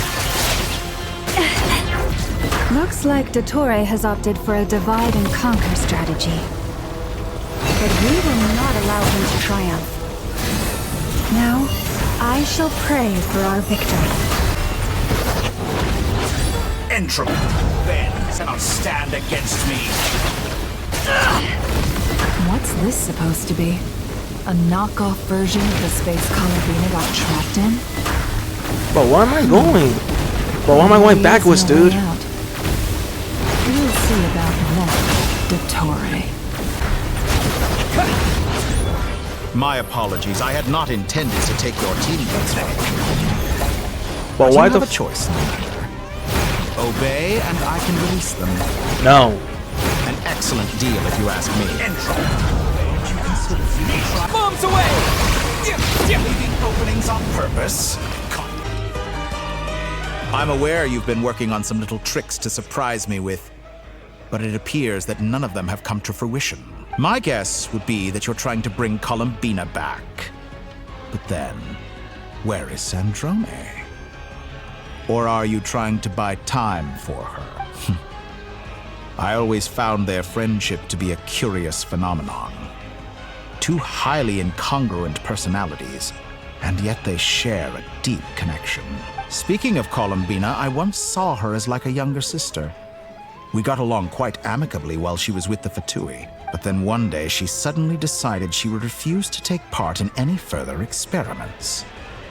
To this day, I truly don't understand what I could have done to upset her so much. It's such a pity. I could have had a sister, a family.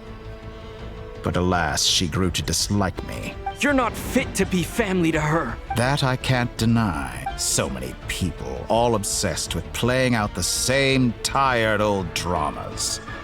This world is rotten to the core. And then there's you. You had every opportunity to reach the right conclusion. The thought of killing you off like this? But I maintain that I approached you in good faith, so I will offer you another chance. Will you work with me? You have until I count to 10 to make your choice. 1, 2, 3. Not in a million years.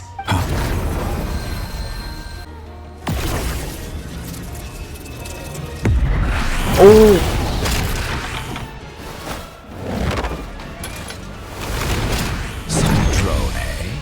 What a pleasant surprise.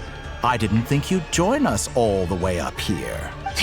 You're as sick and twisted as ever. Don't fool yourself into thinking anyone's grateful for the chances you're offering them. Sandrone? But the formula hasn't finished running yet. Funnily enough, I was just discussing a collaboration opportunity with the Traveler, and then I see you, who I must say is a good example of an opportunity gone to waste. Gone to waste? I said that everyone would get one chance, and you've used yours to march right back into the lion's den. So yes, it's an utterly wasted opportunity. And what makes you think I believe a word that comes out of your mouth? I was planning on disposing of your little formula after wrapping up more urgent business here. But since you've taken the trouble of serving it to me on a silver platter, I can simply bring it forward in the schedule.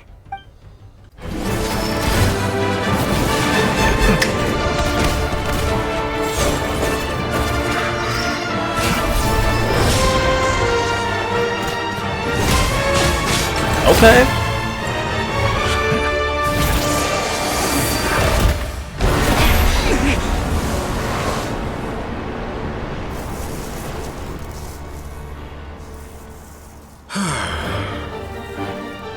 Is this your life's work?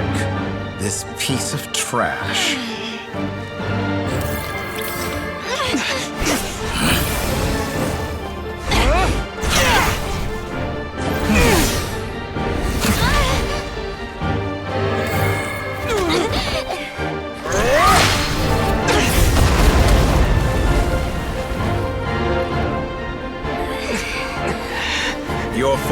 runs too slowly, Sandrone.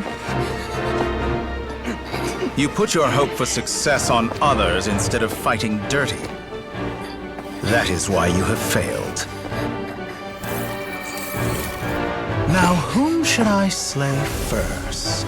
Any volunteers? No one? How nice of you to leave the decision to me.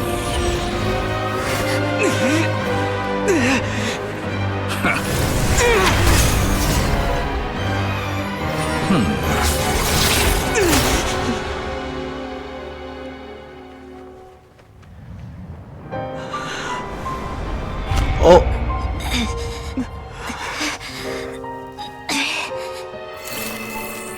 Oh, how unexpected. Sandrone, any last words for me, comrade?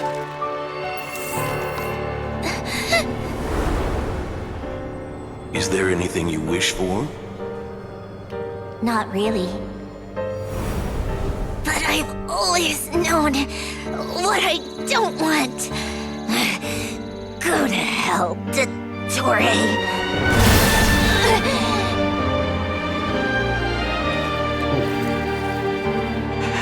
No!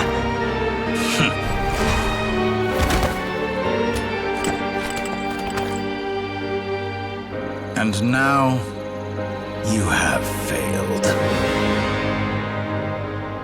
Sandrone! Now you see how fragile mechanical contraptions are. Just a gentle tap, and they fall to pieces. However keen of an inventor Sandrone may have been, her death spells the end of the formula that was running inside her body. Of course, I have to commend her for making it this far. As her colleague, I have to admire her stubborn tenacity. Now, it is time for you to take your place by my side. My count was interrupted, but the second chance I extended to you still stands. Once again, you are welcome to join me. By now, I'm sure you have gained a greater appreciation for the power and authority I wield. What is stopping you from embracing a new world of endless possibility? Not in the mood to talk? As you wish. You seem less talkative than usual today. I'll change the topic to something more apropos. Sandrone was always like this, never trusting anyone, always so reluctant to share her research with them. Objectively speaking, she had her strengths. It is remarkable how she extracted and even optimized the world formula from so much data, but her inability to trust was her undoing. Had she allowed someone else to monitor or run the formula for her, you might still have a chance at victory even now, but regrettably, she was a stubborn fool. As much as it pains me, she had to go. Dottore, maybe this is news to you, but people can change. Columbina surprised you when she escaped. And I think Sandrone would surprise you too. Change? You can twist the truth however you want, but I see it clear as day. You're the one who can't trust other people. Is that how you see me? By this point, what can you hope to do about it? It is pointless to fight on. You've already lost. Wrong. You can't win this, Dottore. Oh.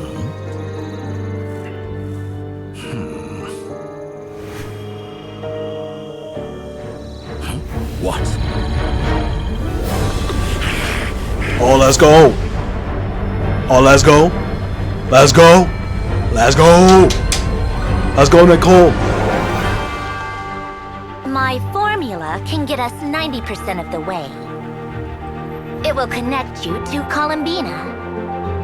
Then, I will bring the formula's output to the Traveler's side. Ah, that's the plan. For the last 10%, do whatever it takes.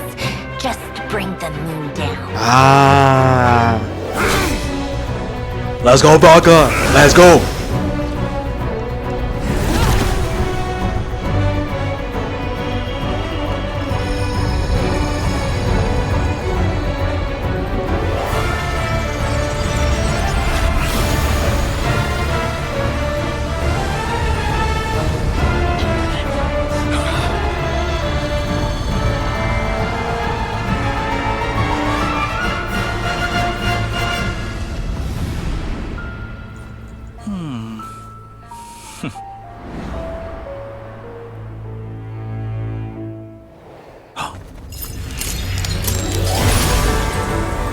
Let's go. Yeah, you're done, boy. You're done. The moon will never be yours. You're done, boy. Yeah.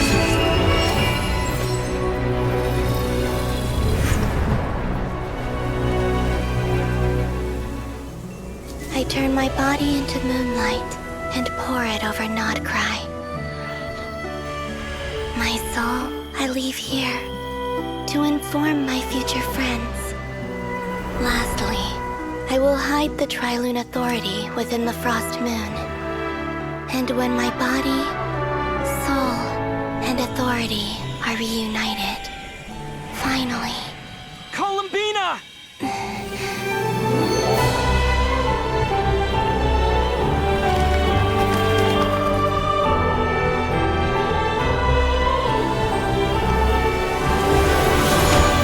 Let's go.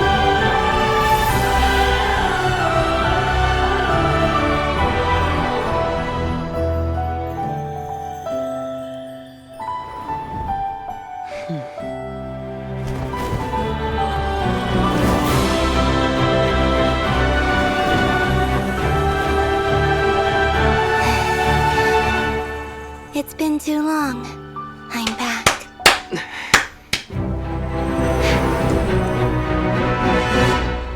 Let's go. Stay focused on the battle track. Oh shit. What a touching reunion. Though I personally find myself repulsed by the sight of weaklings huddled together for warmth. Now, if you're quite finished patting yourselves on the back, show me how long you can struggle before you drown. Watch out, Columbina! He can manipulate space itself! I know. Wait for the right moment. We'll strike together. It's in my palm. Let's go. Oh.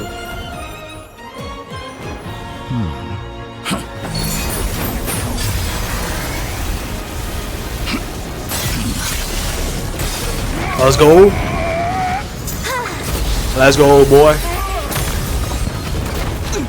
Yeah, let's go. I grant you the new moon's blessing. The Let's new go. moon Let's shines go. upon you. I am growing weary of your stubborn... Yeah, shut up. Shut the hell up. You're done, boy. Bam. You're done, boy. For your heinous crimes. No longer must the world cower in the cold night. Oh shit. Our future is not yours to command. Let the moonlight dispel the darkness. You done, boy? Everlasting as the moon. Yeah, you're done, boy. Come on. Come on, so close. Only I could shape the new world. Only I. Yeah, well, shut up. You done, boy? Willfully blind. How can you be so satisfied with your fate?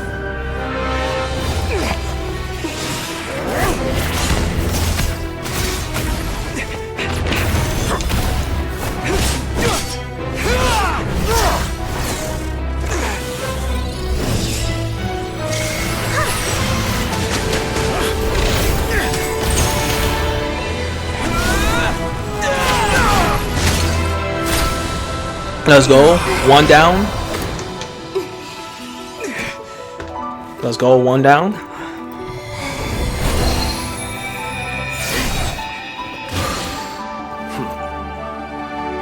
This battle was never about fate. It's about friends, family, Yep. and the home you stole from them. So dull. Only the weak rely on each other for comfort. You shall see. Once I transcend fate, you will be nothing but fodder for my grand experiment. That will never happen. Okay, weave.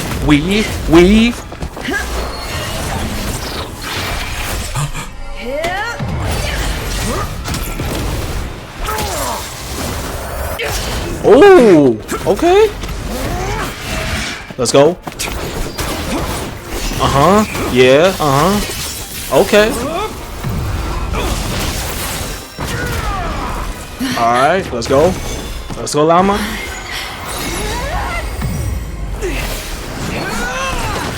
Ooh, okay. Boom, one. Alright, let's go. They're all gone now. You done, my boy? The moon lights up this world once more.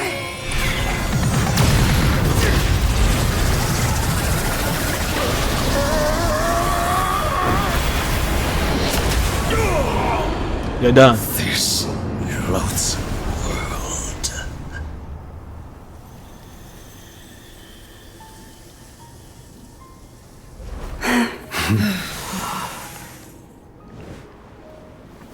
No, this world is our home.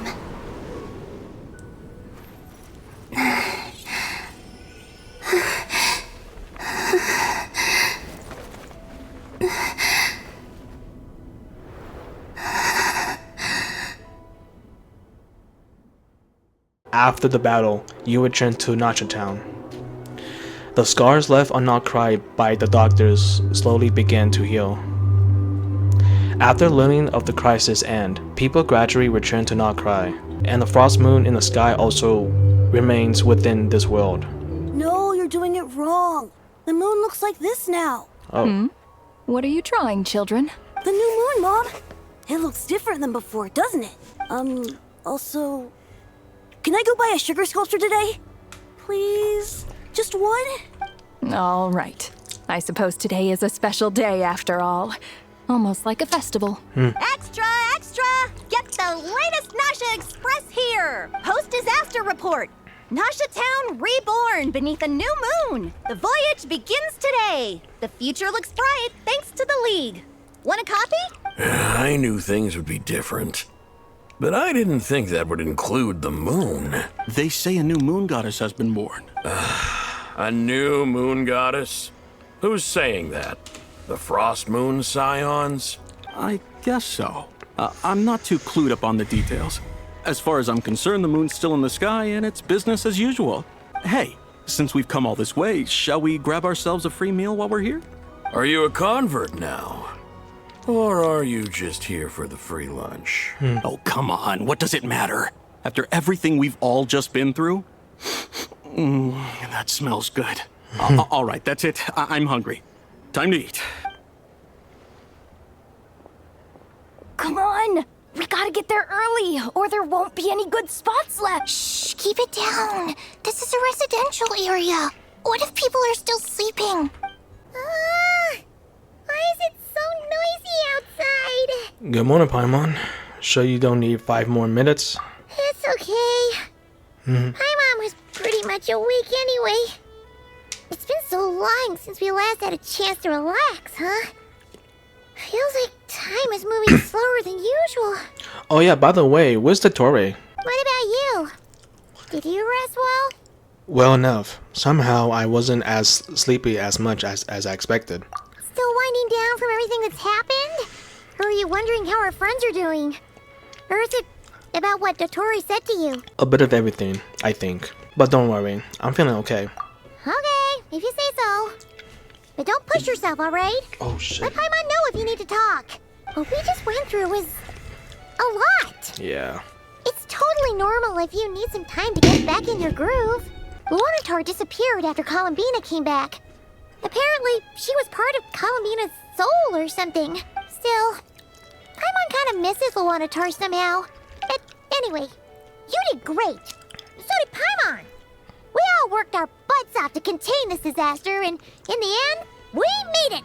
Oh yeah, what's Wanderer? Where's he at? Is he okay? So, chin up, Traveler. You should be proud of yourself. You're not usually this sharp when you've just woken up. Hey, don't poke fun. You should be glad that Paimon's growing as a person. Sorry. On a more serious note, I bet you were worried about me again, weren't you? Paimon didn't think you'd mention it. I'm sorry, Paimon. You have no idea how anxious Paimon was. So I heard. I understand how you feel. Well, if you really want to show Paimon you're sorry, you're gonna need to make it up to her. You better be ready to splash out on a lavish meal. Anything for you, my treat.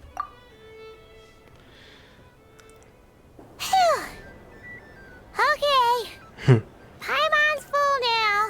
Are you sure? Snacks will be served shortly. Huh? Oh. Well, Damn. Hey there, Traveler and Paimon. Yo, hold up. Good morning. What's up? Morning, Yehuda. Here for some breakfast? Oh, I've already eaten. Just need some water. I was mostly worried you might forget what day it was today. So, I came over to remind you. Careful there, Paimon. Too much food will make you drowsy. Don't let anyone catch you hiding at the back and nodding off during the league meeting. The league You meeting. should probably be saying that to Aino. She's the baby of the group, if anyone. True. You know, I'm surprised that all these competing groups are actually coming together to try to solve things together. Definitely a first for Nodcry. Well, nothing like a region-wide calamity to bring people together. After that, surely even the most self-interested people have to realize that going it alone isn't worth the risk, right? Try telling Boss Neff that. She's not exactly convinced that people are gonna get with the program. Really? But if she's so pessimistic about it, why'd she agree to be the Curatorium's representative in the league? Probably 'cause even though unity sounds like a pretty far-fetched idea, the benefits it would bring make it worth a shot. I think things will work out, though. I swear, Nodcry feels like one big family now with everything that's happened. More than it used to, anyway. Paimon's with you on that one. And it seems like plenty of other people agree, too. Just listen to the bustling streets. All right. Everyone's been rebuilding these last 2 weeks. Oh, it's been 2 weeks the now. evacuees have been coming back in droves. Oh, so it's been 2 weeks since we defeated Dotori. Life's slowly returning back to normal. Which means my workload's probably gonna shoot back up. Were you about to head out? There's still some time before the ceremony begins, you know. Ceremony? Yeah, we were gonna take a stroll around the square and say hi to some friends first. Sounds good. See you later then. Please accept today's boon. Oh, enough. Have a nice day. Are Paimon's eyes deceiving her? Or is that Inefa handing out food for the Frost Moon Scions? Hello there. Would you like a feast of the moon, along with some snacks of the day? So, what's new, Inefa? It was only a few days ago when we last saw you, but it looks like you've joined the Frost Moon Scions in that time. Oh. And I know too? What are you talking about, Paimon? We're just here to help. Duh. In the wake of the disaster, it's all hands on deck. We responded to Lama's request for support. At times like these, the smallest good deed can inspire others and help them through the hard days ahead. And we're using eggs and heating tubes to make that a reality. In true Kromkake Craft Shop style. Great work, I know. Enough! Did you hear that? The Traveler said I did good. The Traveler! That's because it's true, I know. Proposal. If you can resist eating today's dessert, I will provide you with compliments, too. No way! Well, that proposal got shot down quickly. I need something to get me through the hard times too, you know. Mom! Yes, dear. Go right ahead. Excuse me. Could I take a photo with the robot lady? Oh. She helped us get safely out of Notcry, and she helped us get back home too. She's the best. Nefa, it looks like you got a fan. Of course she is. And since I'm the whiz kid who built her, that makes me even better than best, right? No. But you stole my snacks though. This, bro. Oops. Shall we move to the open space near the center? The view there is better. I will take the picture. Thank you. Aren't you the better pick for this job, Flint? You underestimate yourself yet again, Master Ilua. Not at all. I rarely come by Nasha Town. I don't know any of the big shots here. All in good time. Socializing is a step-by-step journey. But you're much further ahead on that road, aren't you? You're not seeing the full picture. You know the truth now. My friends do not understand my habits. There is no question about it. The Lightkeepers need a representative in the League. Someone who is upright, cares about other people, and can realize their self-worth through group action. Wait, is Flint's giving Ilua his position? You say it like you wouldn't make the cut. I am most flattered that you think I would.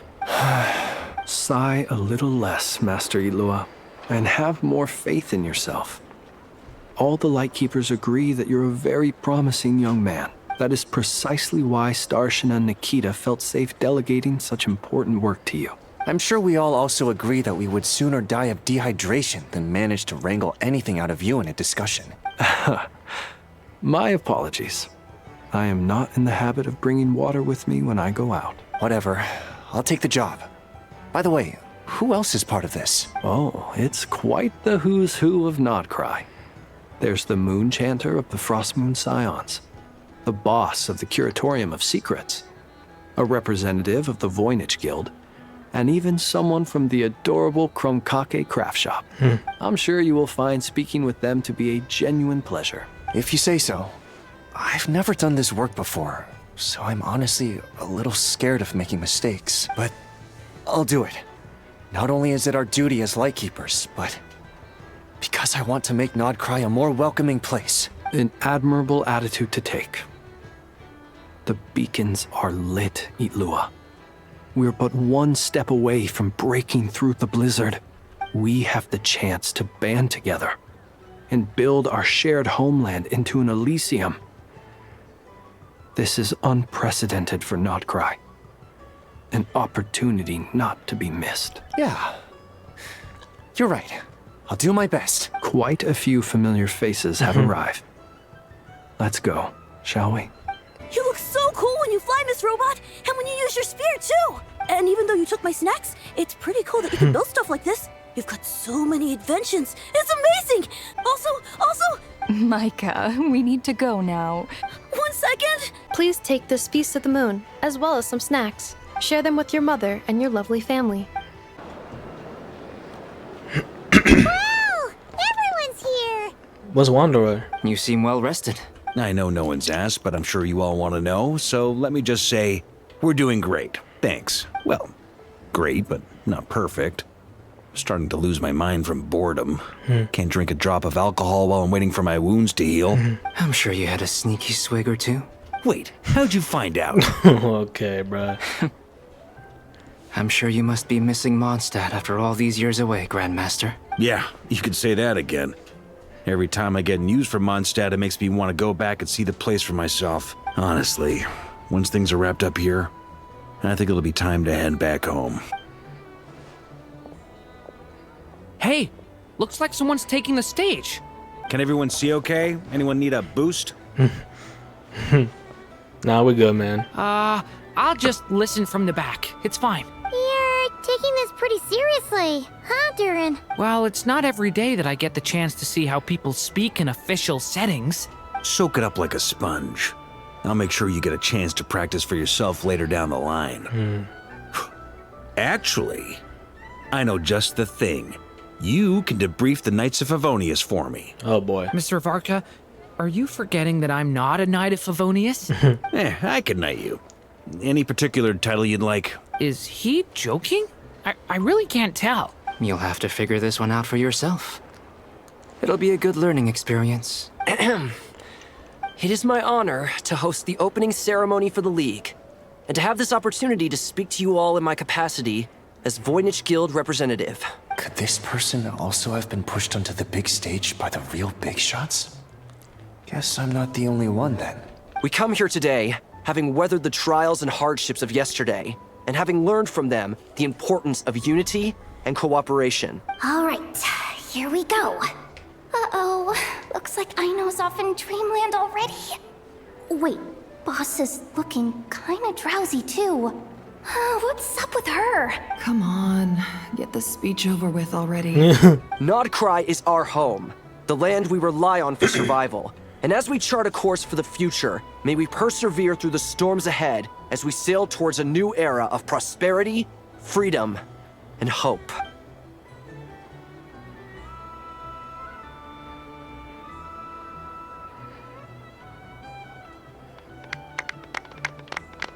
What do you say? Looks like we'll have more opportunities to travel in the future. I'm sure you'll cope, Lady Moonchanter, given how fleet of foot you are. Unfortunately, I suspect I'll be too busy at the curatorium to act as your host. We have a busy schedule, not to mention an international network of contacts to manage. It'll be all right. I'll just check your schedule with Yehuda well in advance. And if she's not available, I can simply ask Ashru. You... So giving my employees extra workload isn't enough for you? You're really going to drag my cat into this too? I thought you'd approve. Aren't you forever increasing your employees' workloads? That's a bold statement. Are all the Frost Moon Scions feeling more audacious now that your moon goddess has returned? Columbina's return has brought joy to all who care about her. That includes both you and me. As for the Frost Moon Scions, we are learning how to thrive independently, without relying on the moon goddess. It is up to us to make our home a more livable place. Joining the League is one of the steps we are trying towards that end. I like the word try. It's nice and non-committal. You can opt out at any time and still say you tried. You don't see a bright future for the Frost Moon Scions? Or did you mean the League? I'm just not as optimistic as you. The Frost Moon Scions should count themselves lucky that they have a leader as stubborn and enterprising as you. But Nod Cry's a big place, with all kinds of people. Most of them don't enjoy answering to a leader, or even listening to reason. Well, that's where you and your methods come in. Unless the Curatorium of Secrets is only here for appearances. For now, yes. And that won't change until this venture becomes worth my while. What would make it worth your while? Getting out more than I put in. Right now, I'd barely break even, but I'll grant that it's a good start for Nod Cry. Then maybe it's worth a try. All right, you can stop now. Or do I have to join the Frost Moon Scions before you'll get off my back? You'd be very welcome to join us. Hey, you two! Congrats on all your hard work! What are you chatting about? Nefer was trying to dissuade me from adding to her employees' workload. Also, she's considering joining the Frost Moon Scions. Oh. Sorry, what? Your conversations are always the most interesting. Would you two care to join me for some tea before heading to your next destination? Nicole? Wait, where are you? Aren't you gonna show up today? Sadly not. I'm otherwise occupied right now. I'm sorry, Paimon. I can hear how disappointed you are. If it's any consolation, let me say that how things appear on the surface is a far cry from what they are at their core. Perhaps you'll feel better if you focus on the fact you have a special line of communication with the great mage herself. Okay? Has something happened? No, or not yet, anyway. Well, that's not ominous at all. Is there something we should be watching out for? Not for the time being. Just think of this as a general check-in to make sure this communication system is still running smoothly. Besides, it's good to chat once in a while if we want to maintain our friendship. You could have just said so. Paimon got all worked up for nothing. Still, the best friendships are built through face-to-face interaction, you know. It's never gonna stop being weird having tea with you when you're not there and just talking to thin air. All right, fair point. I'll bear that in mind for next time. Mind if I ask what's keeping you occupied? Yeah. Any update on that crisis at the world's borders? Alice just informed me that they had their work cut out for them. And now everyone's thoroughly exhausted. But they did finally get things back under control. Still, we can't let our guard down yet. The disruption caused by this disaster has made Tevat easier to detect from the outside universe. She plans to wait for things to stabilize. then reschedule her Mondstadt vacation plans. As for me, I agree with Hat Guy's perspective. This is a time when many new variables are emerging, and the situation is changing constantly. Plus, most of this change is for the worse. We have to remain vigilant and ensure that the embers of chaos are not rekindled. I did notice that the energy in Nodcry changed somewhat after the War of Funerary Flame, but since it was still aligned with the Light Realm, I never gave it a second thought. It looks like I'll have to examine the connections between phenomena I observe more closely in the future. Sounds like you've got a lot on your plate. Just doing my duty. It's more or less second nature by now. Second nature? Of course. To give you the full picture, I'd have to start with the substance from which angels were formed. Never mind. Paimon's right. Showing off my knowledge would be much more satisfying in person. By the way, you did receive the gifts from the Hexen Circle, yes? What? I'm not trying to claim credit or anything, but my pride demands that I at least mention it. What gifts? They're quite similar to the protective talisman that Alice gave Dory, but with some very special enhancements. Oh! So that's what kept our friends safe when Dotori trapped them. Indeed. We went to great lengths to make sure they were invisible to his eyes. I see. Thank you. I'm so happy they came in handy. Still, not fishing for gratitude, by the way. I just want you to be aware that sometimes your friends may be protecting you in ways you cannot perceive. Anyway, I'll contact you if anything else crops up. If not, you know what they say, no news is good news. Oh, my angelic instincts are tingling.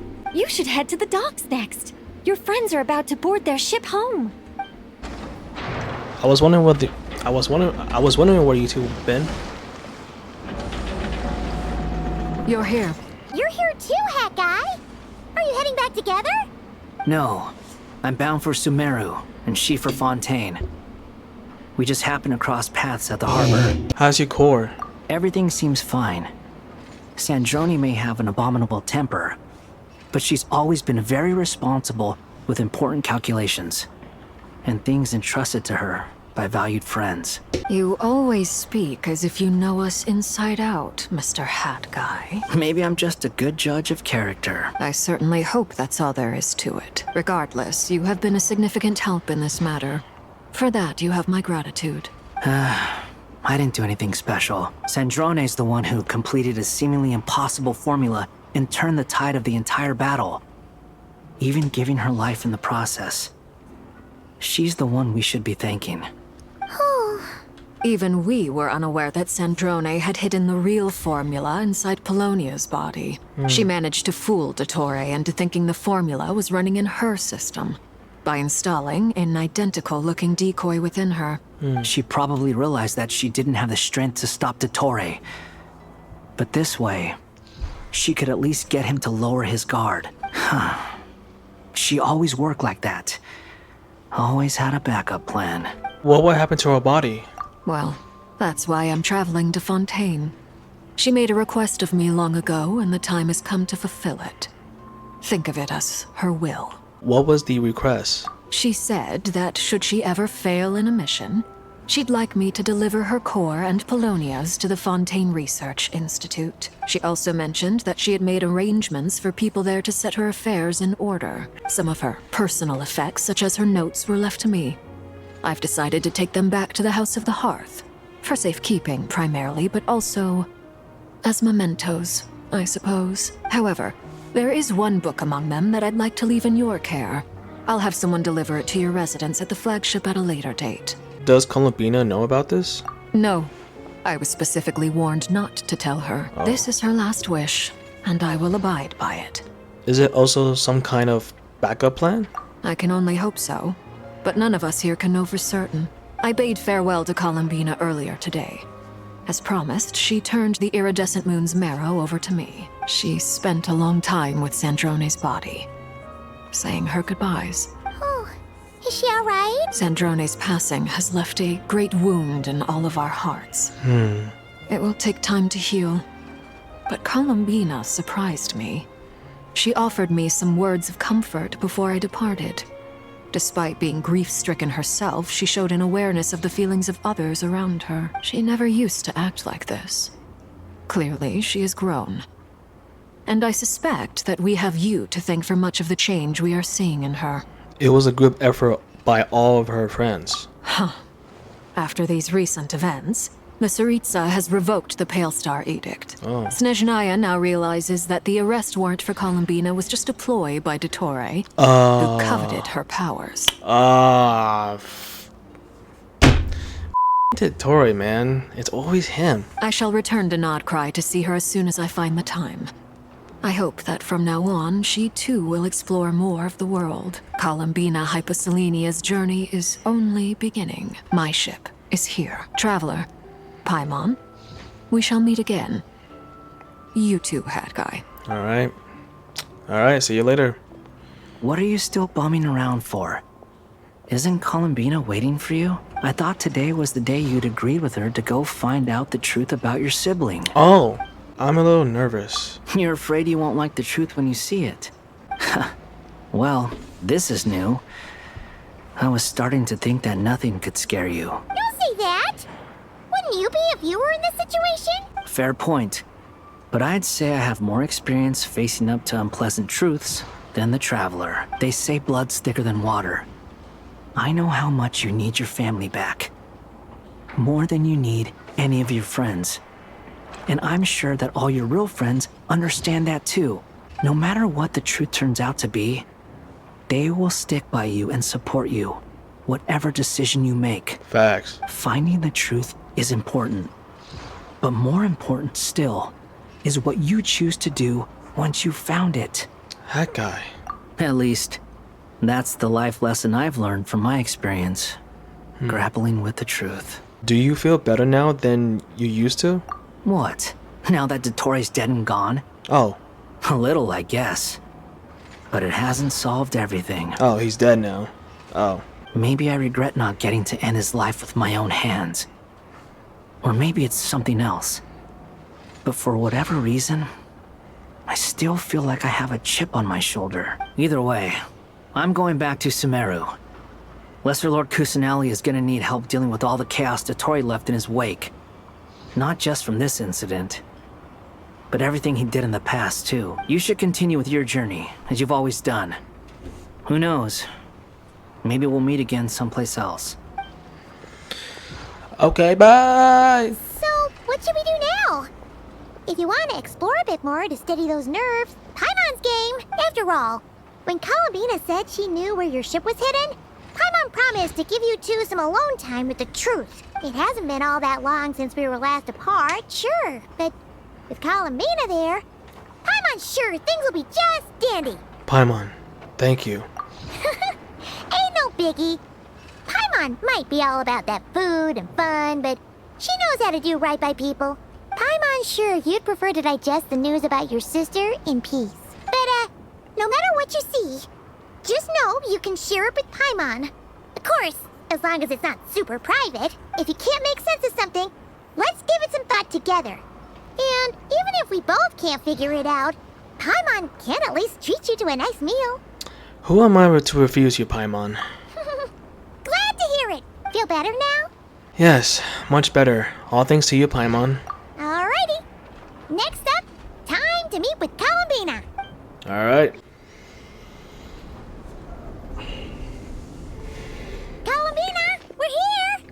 Can't quite believe we're meeting out here. We've gotten used to walking over to Silver Moon Hall whenever we go see you. Well, you're still welcome to go there whenever you want to see me. It's just, now that it's all over, I've decided to make some changes. Try and fit in with the Frost Moon Scions, like Lama suggested. And how's that been going? The older generation are still timid around me. They don't dare get too close, and they bow their heads when I walk by. But things are much better with the children. I see more curiosity in their eyes. Hopefully, by the time the next Moon Prayer Night comes around, I can enjoy the festival with them as myself, without having to pretend that I'm only dressed up as the Moon Goddess. You'll do fine, Columbina. Paimon's sure they'll realize you're super nice once they get to know you better. You really think so? When we first met, you thought I was a little up in the clouds. We were just starting out then, come on! So Llama told you, huh? I'm only teasing. I know that I have you to thank for pulling me back down to solid ground. It feels good to finally stand firm on the earth where I was born. Oh, that's great! Oh, yeah. Oh, you can have this back now. Oh, yeah, I forgot about that. Thank you. I'll make sure not to lose it this time. You better not. Well then, are you ready? Yes. Lumine, what happened to our spaceship back then? Why did you leave? It's time to learn the truth at last. Ready as I'll ever be. Alright, here we go. Good. Then let me open the way for you.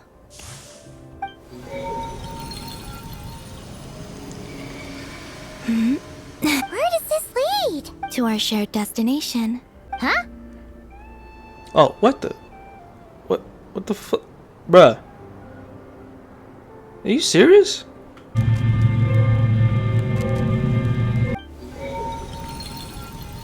Alright, let's try this again. Where does this lead? To our shared destination. Huh? Do you remember me telling you about my missing prologue back when we just met? I said that my story began on the moon, but while I was inside the moon's reflection, I realized that my prologue was really hidden in the future. I just had yet to discover it at that point. The story of the time before I was born was in fact the story of my distant future. It's truly fascinating, but when I obtained the Trilunar Authority and returned to our present reality, I sensed something I hadn't expected. Your prologue. So you mean? Yes, your spaceship.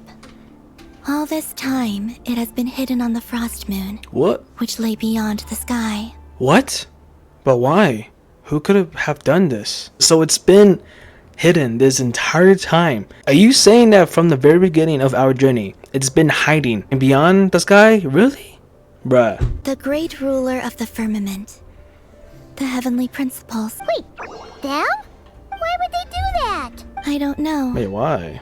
Perhaps your ship contains something that is incompatible with Tevat. Or something that cannot be known. But like, I have the keys, so can I have it back, please?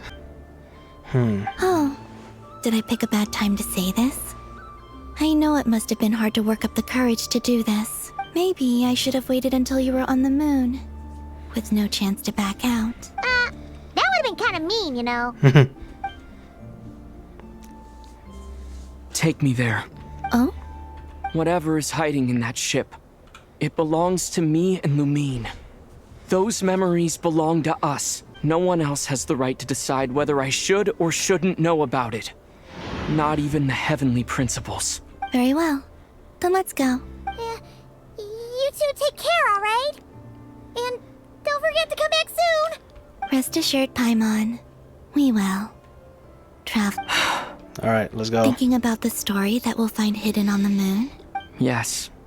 And hoping that it has a happy ending. Probably not. I doubt that. Stories like that don't exist, you know? Yeah. You don't believe in happy endings? I don't believe in endings. Oh. Okay. Where am I? Oh, this is the pathway I built between Tevat and the Frost Moon. The moon is very far away from us, so it could be a long journey. After I obtained the Trilunar Authority, I unwittingly saw past events from many of my friends' lives. One was Lauma. She was so young when they chose her to be the Moon Chanter. Oh, that's Llama? From then on, the Frost Moon Scions looked to her to bring messages from their goddess. But, for better or worse, I had left Hisi Island before she was ever born. It was not until much, much later that she met me. I think it's for the best. Because of the way things turned out, you had the opportunity to become friends. You're right. In that sense, I think we were both very lucky.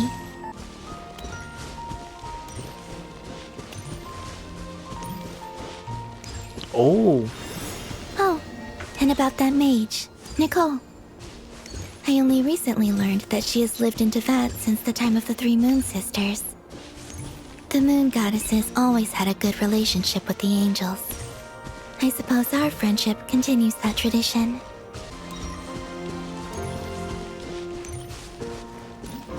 Oh. And then there's Zandrone. I never knew that much about her, beyond the fact that she was created by someone called the Lord Artificer. She, too, suffered for a long time before joining the Fatui.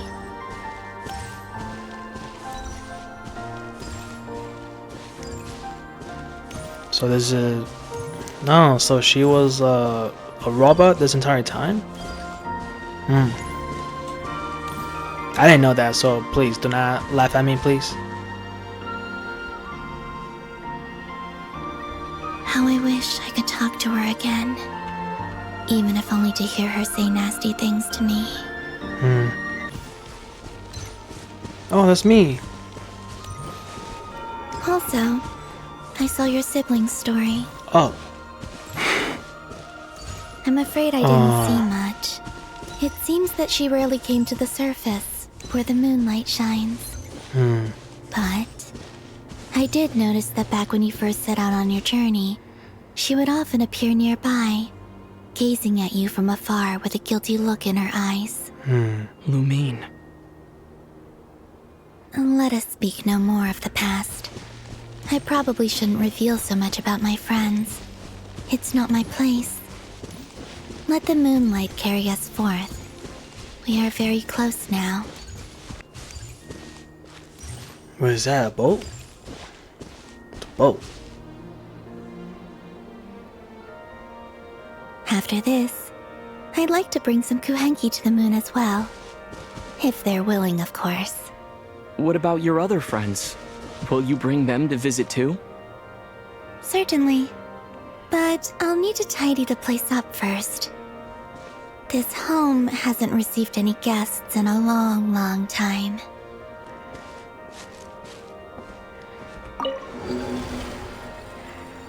Oh. And now we're on the boat. I remember writing something similar with you on Moon Prayer Night. I believe it was called... Dodoko's whirligig. What? Yes, that was it. You asked me if I was afraid to return to the moon, and I said that I was. The idea that I had gained something precious, only to lose it so quickly. That frightened me. But I'm not afraid anymore. Besides, this time, we're traveling together. Oh. Wow, this is pretty.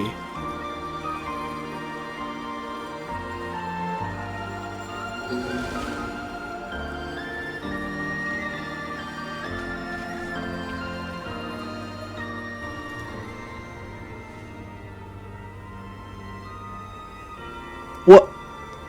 Is that Teyvat? Damn. Hold on, bruh.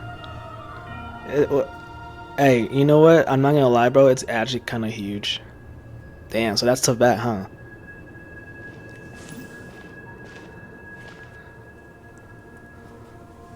We're here. Over there.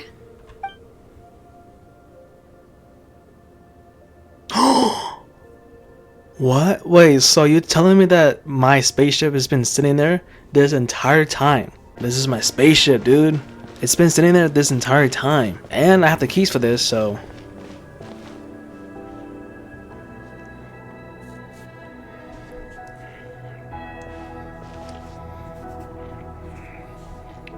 Our spaceship. It's huge. I suppose that the moon is the only place one could hide it. It'll be alright. Huh? The way you feel in this moment, I went through it too, on Moon Prayer Night. The door was right in front of me, but I struggled to find the courage to step through. Solitude for me once meant living a life in which even I was absent. Before I met you, that was the only life I knew. But that night, Solitude meant throwing away the life I had gained after meeting all of you. Columbina. Go. Retrieve the part of your life that was once lost. Trust me, you will lose nothing by doing so. Look, Tavad is right there. All of our friends are down there, waiting for us. So Tefaya is literally this huge planet. You're right. Thanks, Columbina.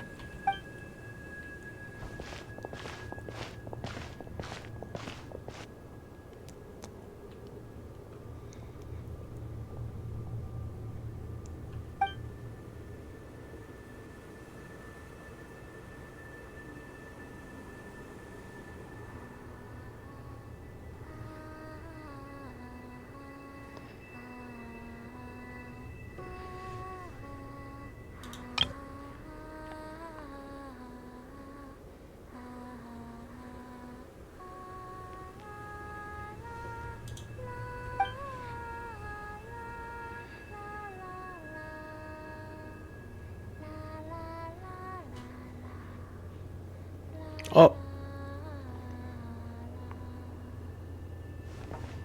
So, what'd you find? Finished? Yeah. Why did you take your eye mask off? Well, since my return, I've decided to take more opportunities to see the world with my own eyes. Besides, I've always wondered how Teyvat looks from the moon. Honestly, it looks really beautiful. And what do you think? It's beautiful. I could spend a whole day here just gazing at it. What about you? What do you think of the truth you found? I haven't looked at another person's expression in a long time, but I think yours is saying it was neither good nor bad. Keep this up, and it won't be long before you give Nefer a run for her money. Oh, I don't think that's going to happen. I'm much more used to sensing what's going on around me with Kuvaki. I think I'll save my eyes for seeing special moments I really want to remember. I read the spaceship's flight logs. I always assumed that this was my first time in Teyvat. I thought that Lumine and I must have been hibernating in space for centuries on end. But the logs show that our spaceship flew over the skies of Teyvat once before. A long, long time ago. Oh? Flew over? So you didn't land? So we passed by Teyvat, but we just never went into it. No, the ship barely came to a stop before flying on again. After that, it continued traveling through space for a long time. Some of the data is corrupted, but I suspect that it kept flying for thousands of years. It was only after that that the ship made a forced landing in Nodcry. When Lumine found me, she came from outside the ship. Could this mean that she left the ship long before I did? Maybe even during our first pass over Teyvat. Are you alright? Yes, I can feel that the truth is coming together, one small piece at a time. I remember Lumine telling me that when she first arrived in Conria, she could not recall the past, so this might be something that even she doesn't know. Here, I made some space for you. Your mind must be racing, and this seems like the perfect place to relax and clear your head. Oh, wait, there's one more thing. What is it? What? Wait here a moment. What? What?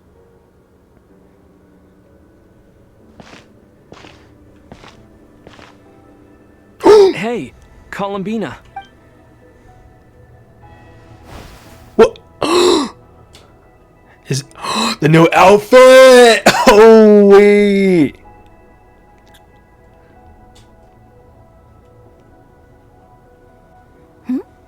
Is that a new outfit? An old one, technically. It's been in a cabinet inside the ship this whole time. Oh shit, man. We finally have a new outfit, man. It's a matching pair with Lumine's. She always liked this set more. Huh. I don't think there's a huge difference. Yeah. Really? Yes, it's still the same you. Yeah.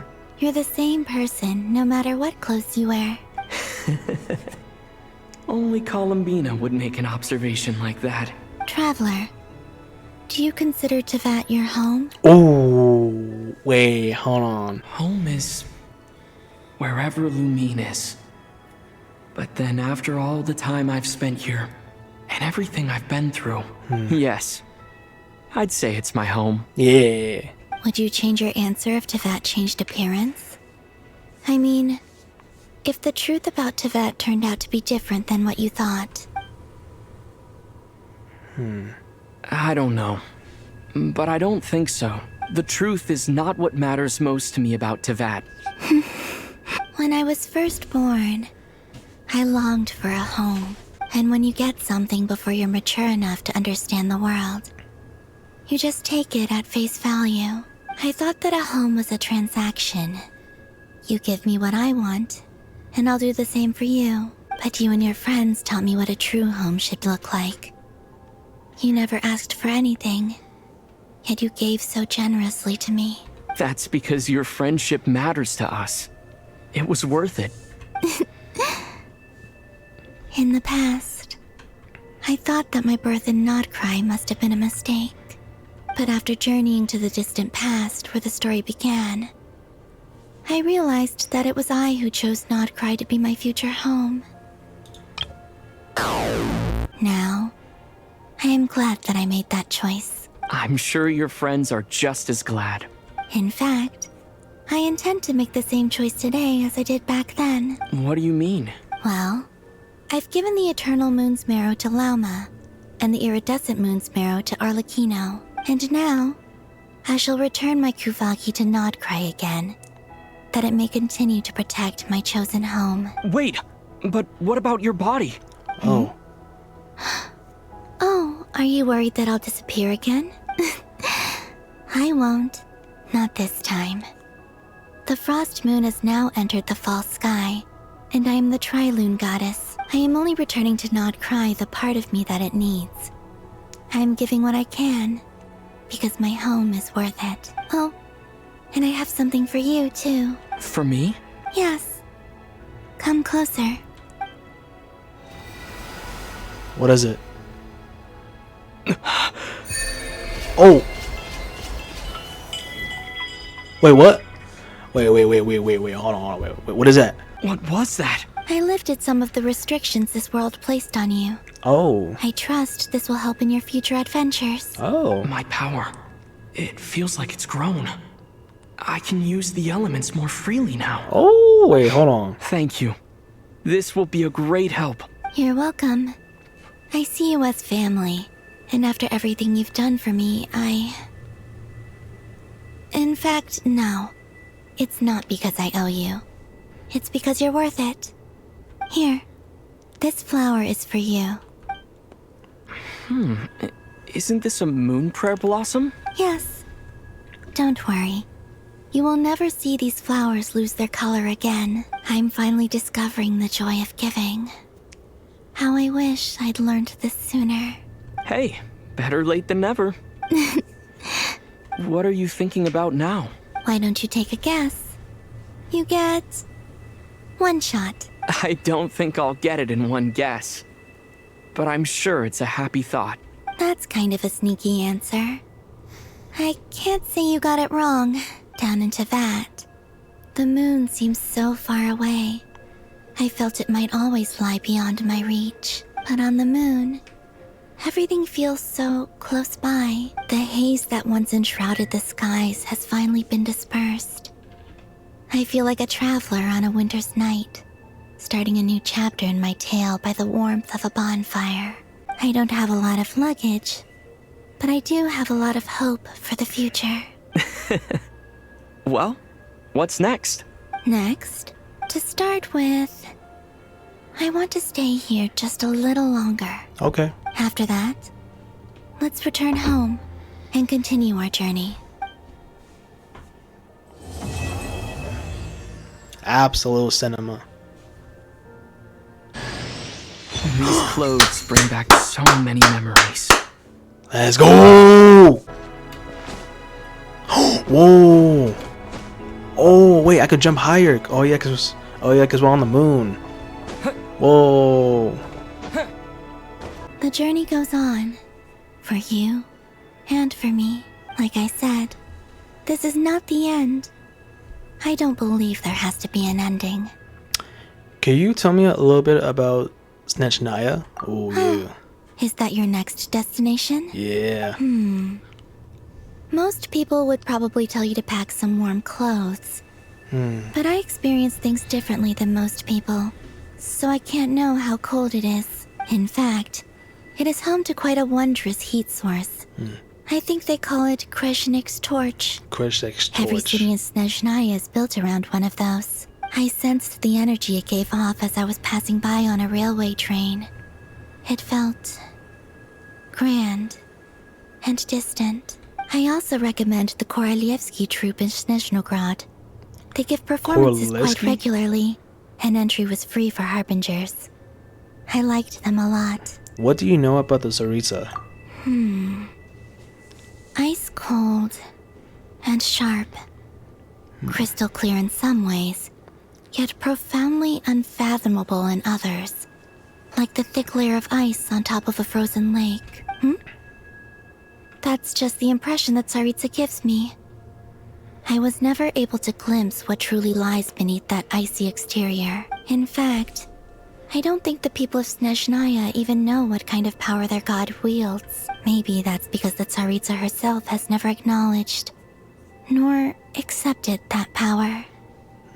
Tell me more about the Fatui. There's Regrator, the Rooster, and the Jester. Between them, they control a lot of what happens in Snezhnaya. But I can never wrap my head around how exactly power is split between them. I just know they are each responsible for many specific domains. I noticed that the Rooster and Regrator often appear to get along on the surface, while working against each other in secret. And theirs is not a friendly rivalry. But I wasn't particularly interested, so I tended to keep my distance. Now that I think about it, the term Mistelton often seemed to come up in connection with Project Stuja. What are your future plans? Once things settle down in Nodcry, I'd like to explore the world beyond Snezhnaya. You've told me so many stories about the other places you've been to, and all the friends you've made there.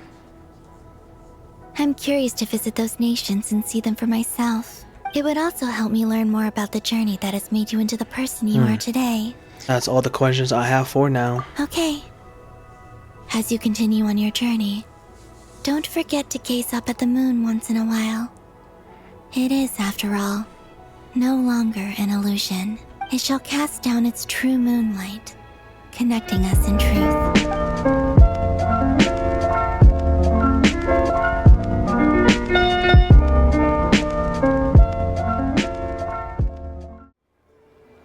To Jean, acting Grand Master of the Knights of Favonius. This preamble is such a pain to write. It's probably high time we got rid of this acting business. I trust that Dern has updated you all on recent events. Hope we didn't worry you too much. The good news is, we managed to come together and put a stop to the Doctor's evil schemes. With that, I think it's safe to say that Nodcry is finally out of the woods. As for the Fatui, not counting the Damselette, aka the Moon Goddess, who has left their organization, we found ourselves allied in this instance with both the Knave and Marionette. May she rest in peace. Rest in peace. As ever, we find ourselves better off for making friends rather than enemies. But until we can ascertain the Tsaritsa's true intentions, the future remains uncertain. In a short while... Wait. How am I meant to surprise everyone if I tell them in a letter that I'm heading home? Well, that would be a huge waste.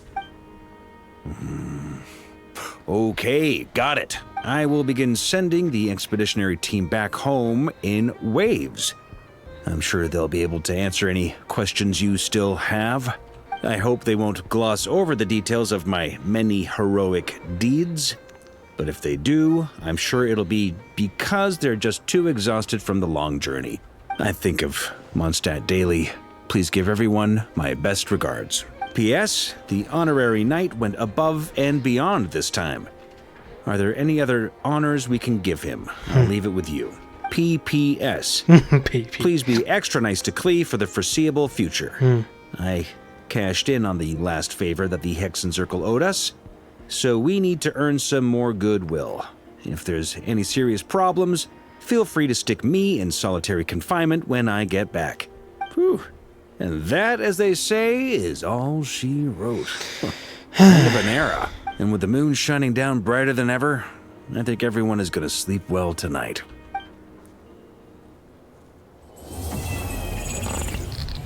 Wait, whoa.